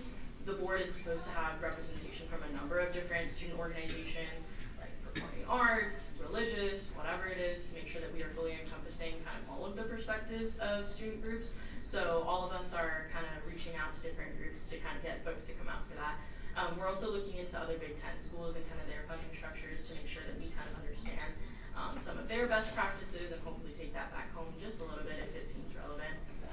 I've been working with Taryn on the live captioning classroom universal design. We're hoping to do a short experiment post spring break where we run in some classrooms the kind of live captioning feature in some of them and across different types of classrooms like STEM classrooms, public policy classrooms, social science classrooms, and get a very rough kind of idea of how helpful it is to students' academic performance and their engagement in classrooms. And one of the deliverables is kind of putting together a checklist for faculty to have inclusive design practices when it comes to making their classrooms and their lecture materials and their deliverables. Accessibility audit again is tentatively April 1st. Headshot photo booth, still working with the University Career Center to kind of put together the shipping, pickup, and all that. SGA Know Your Rights campaign, we're working with the directors to compile those resources. If any of you are interested in helping out, we do just want to make sure that we are trying to be as comprehensive as possible. A lot of the bigger organizations in particular are getting very overwhelmed, like ACLU and things like that. Like they are seeing a lot of students come to them, so we're trying to target a lot more of the niche resources, as in like the ones that are for specific communities. So we have some that are for particularly like Arab immigrants and things like that. So trying to see where we might be able to get a little bit more specific there to help out more of our groups on campus and kind of understand that. Other things, ABTS Big Ten on the Hills, March 1st through 4th. Previous meetings, these are all the meetings I had today. I also had the USM Advocacy Day today at Annapolis, so we talked a lot specifically about the budget deficit. As it stands, USM is operating a $3 billion deficit, which is so fun. And we're set to take like $105 million in cuts next year too. And the way that that works is it gets disseminated between all of the USM schools, and USM stands for University Systems of Maryland. And what that means is all of our like state institutions basically, so like Frostburg, University of Maryland Eastern Shore, Baltimore County, all of like UMGC, those are all campuses part of USM and more, and how we're going to handle some of those budget cuts, because each university is basically given like a number, and it's like, okay, if the cuts are 105 UMD, you have to cut 20 million, and we have to go in and individually determine per campus like what we want to cut to make sure that we're allowing to operate normally. We're at that deficit. Athletics Council meeting, we talked a lot about name and image likeness again today, and that they're getting closer to a settlement. So for a lot of our student athletes, we might start seeing them getting paid, and so we were talking a little bit about like the dichotomy in classrooms that might have with like students who are getting paid more than the teachers who are teaching the class, and talking to them about kind of bridging the gap between athletics and normal students on campus to kind of help out with some of those relations and make sure that we're actually understanding the implications of these for the campus as a whole. Meetings ahead, I have a board of governors meeting next week on Friday, or this Friday, so I'll be chatting with them a little bit, and then announcements. I just wanted to get a feel for you all. The thing that I have found with some of the applicants for SMP going forward is that a lot of them have skills that like technically apply to SMP, but they're not necessarily SMP people, if that makes sense. And so, for example, not to call out Jeffrey, but like Jeffrey was a health and wellness kind of person, but she was applying for SMP because we didn't have an application open for health and wellness. And so she kind of made her skills fit the mold. Which is not to say that she wouldn't have been a good director in that position, it just would have been a little bit different, taking a more of a health approach to SMP as opposed to like a policy approach and kind of that trauma-informed approach. I have served as the previous director of SMP, and I've also worked with the previous directors of SMP very closely. I've served on the Title IX Student Advisory Board, and I kind of wanted to get a feel for you all in terms of just letting me be interim director of it for the rest of the year. I understand if that is not what you guys would want, and so I'm just proposing it to you all of what you would like. Technically, I have 3 weeks before I have to give an update to the legislature on like why I don't have that done, and that would be like March 12th, and then we go on spring break, and then we come back the 26th, and we only have 4 weeks left in the year before our legislative session is over. So that's not to like say that you have to say yes or no. I just wanted to get any thoughts on that. Sorry.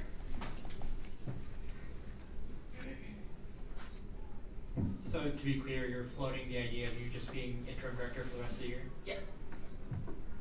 Technically, it doesn't break any bylaws. Like, it's still unilaterally like an executive position. Technically, like even one of the chief of staffs could serve in the position too. So it's not to say that I don't understand though what the implication would be of that. So I just want to make sure that it is something that we do, that it is responsibly with your approval and your consent.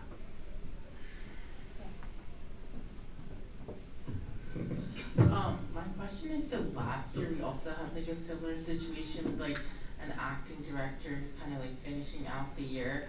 But I think that was a much shorter time, because I think that was like March or April, whereas we're currently in February. So we have like, how many weeks? 10 weeks in the semester? Are you counting GBM weeks or like school weeks? School weeks, yeah.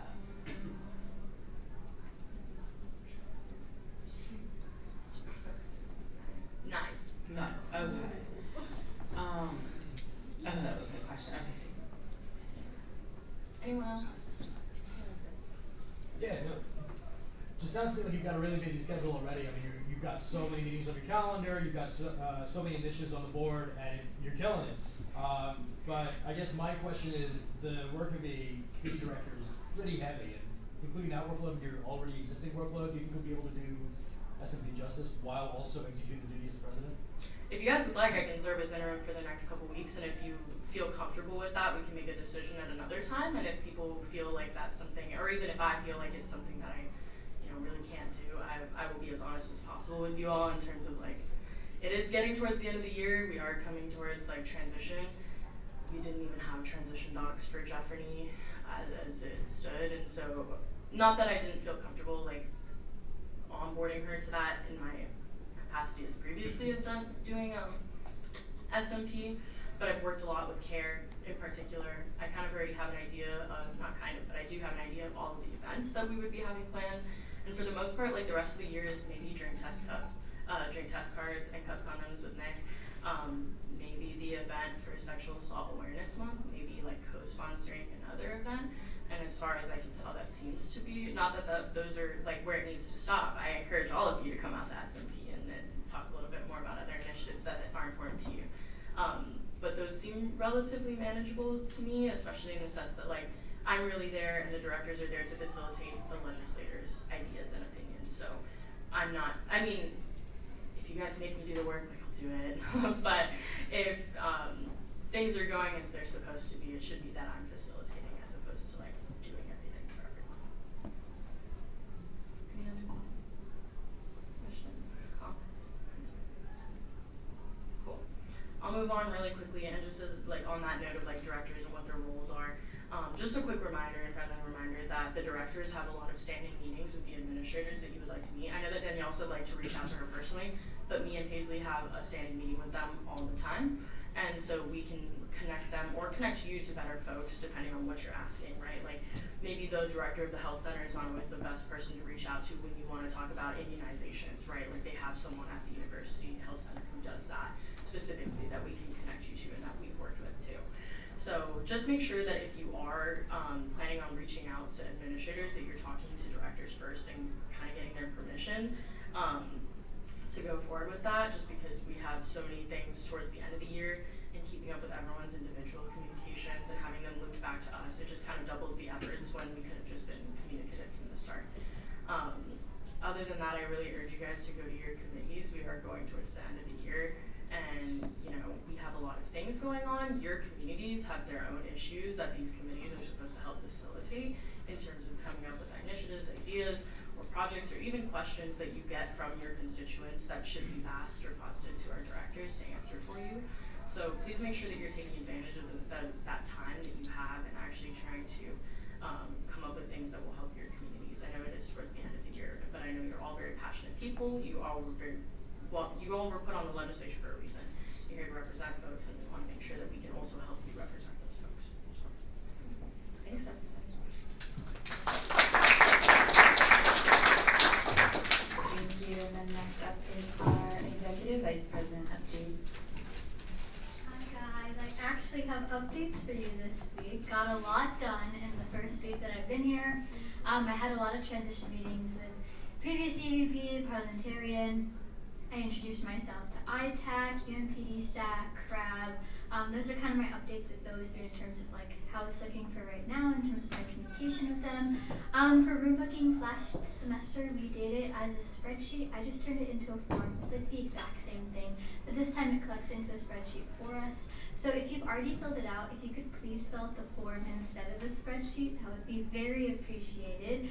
And let me know if you have any questions. I got approved by TurpLink and eCal, so we're good to go with that. And I also request that you guys do it at least 3 weeks in advance, just because it takes 2 weeks to actually get it. And I just wanted to put a 1-week buffer just in case there's any like confusion or anything.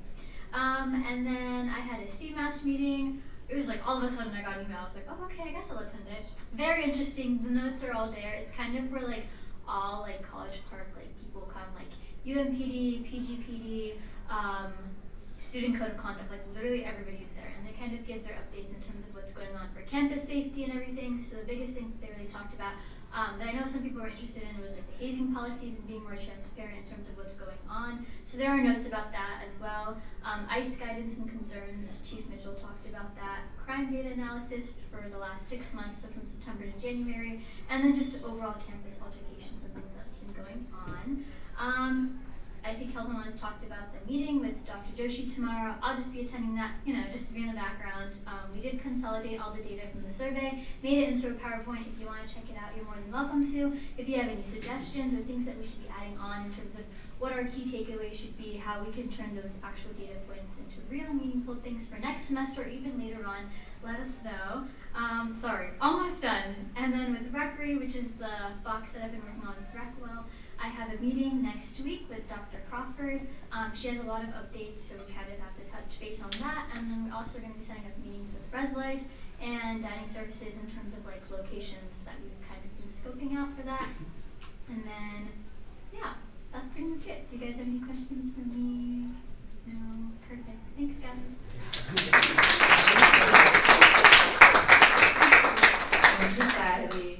Okay, next up is comments for the good of the council. Leonard's not here, so it'll go quick. I'm just kidding. You go. I just had something I wanted to. Oh, sorry, it's loud. I just had something I wanted to bump out to the rest of the legislature as a CMNS rep here. So I don't know if you guys already do so, but if you don't, please follow our Instagram at umd.cmns.reps.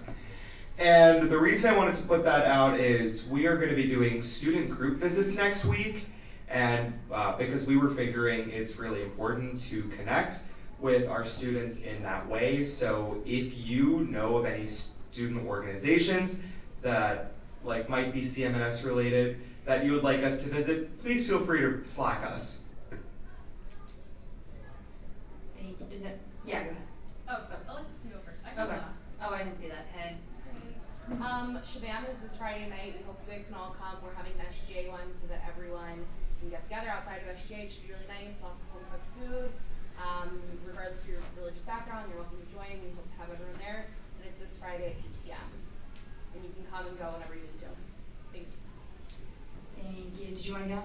Yeah. I should have said it during my updates, but I just wanted to also put a quick reminder on the fact that, like, I know that there are a lot of problems on campus. I promise you I see them in every single meeting that I have every single day, and every time that I talk to students, every time a student concern comes up, there's an issue. I really, really encourage all of you to be more focused on what solutions you can bring. It's really, really easy to talk about issues, and it's really easy to sit there and point out what is wrong. But what you can do to help us all be more productive for the rest of the year is to also point out what we can do to fix that or alleviate that.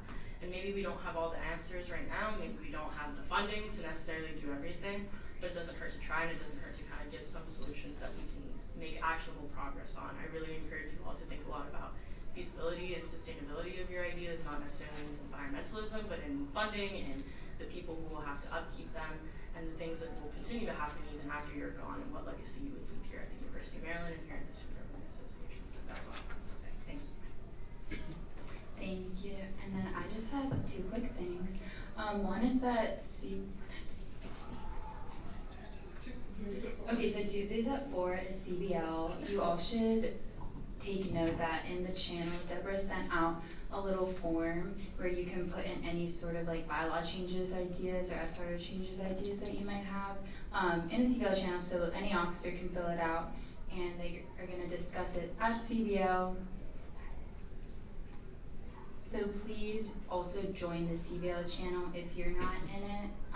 Just important updates, just in general.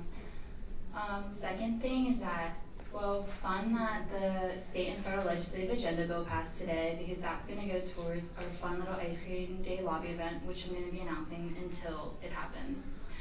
But if you don't know, it's March 12th, 11 to 1 p.m. in Annapolis. I'm going to be sending out an RSVP form soon, the officers channel. Can I just see a quick like raise of hands of like who wants to go type vibes? We'll have enough directors sent out, so. Oh. Well, I can just send it to her. It's like the same one as last year. Oh. Because it's for carpools and stuff too, and for for the excuse forms. But yes, please go. It'll fulfill your lobbying requirement. And overall, just a really great time. Funding Goal will be coming on second reading calendar next week, so I highly recommend looking at like all the little addendums and all the information like that. Yeah. I have two things. First is to echo what Alexis has beautifully brought up again. Shabam is this Friday. Julie has done a great job putting this together for us. It's a really wonderful event. It's really fun. You get free food. That's never a bad thing ever. And you get to spend time with each other, and that's great. Second thing is please fill out the Big Little form. Even if you think you don't want to do it, there's an option in the first question that says, I'm not interested, and then you don't have to fill out any of the rest of the form. It just helps me know that you've seen it, and that is important to me. Because I don't want anyone to like just miss their opportunity to get in on it. Like I want to, anyway.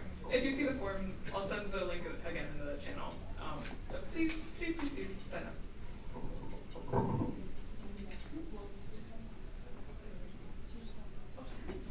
And then, and also we have Ralph time, and I wasn't paying attention. We have 2 Ralphs. 2? We have two Ralph times. 1 Ralph. Chris, it's coming up, I swear. Do you want to set this up at all? How?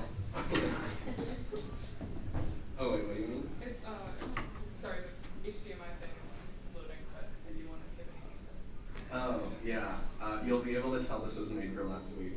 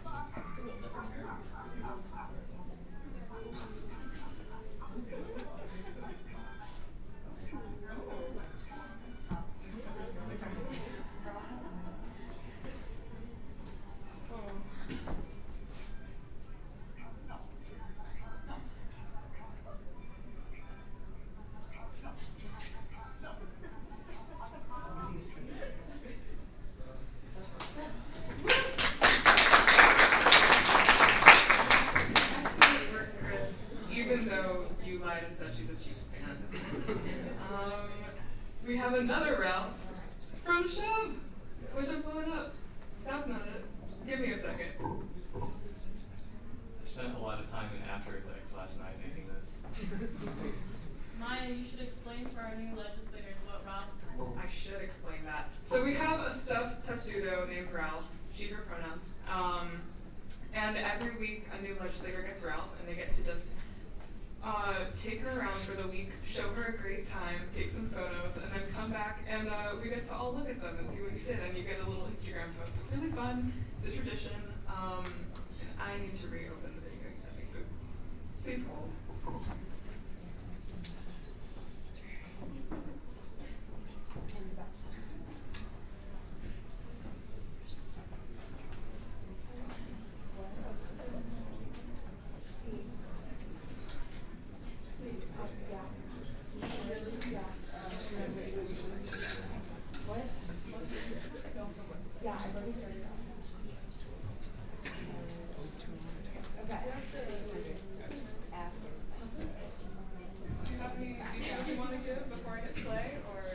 I'm just gonna live annotate this, but be careful with the volume. Okay, so here's Ralph at the Evil Pipe by the engineering building. This is also her going to this DC show that we played. Ralph is in the back and backstage. We took a bunch of pictures. Ralph got to climb a tree and meet the sustainability committee, experience some outside adventures, and come with us to play a house show in Baltimore.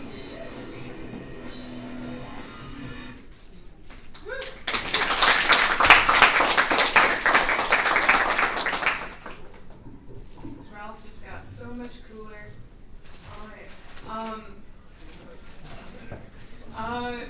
The redistribution of Ralph is upon us. Everyone, close your eyes. Magnet, you don't have to close your eyes. I just can't.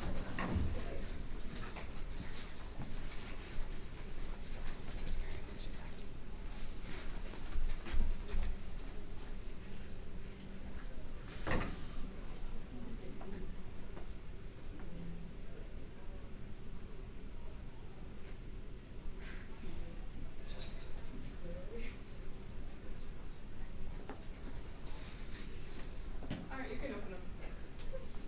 Yeah, that was we were just talking about this.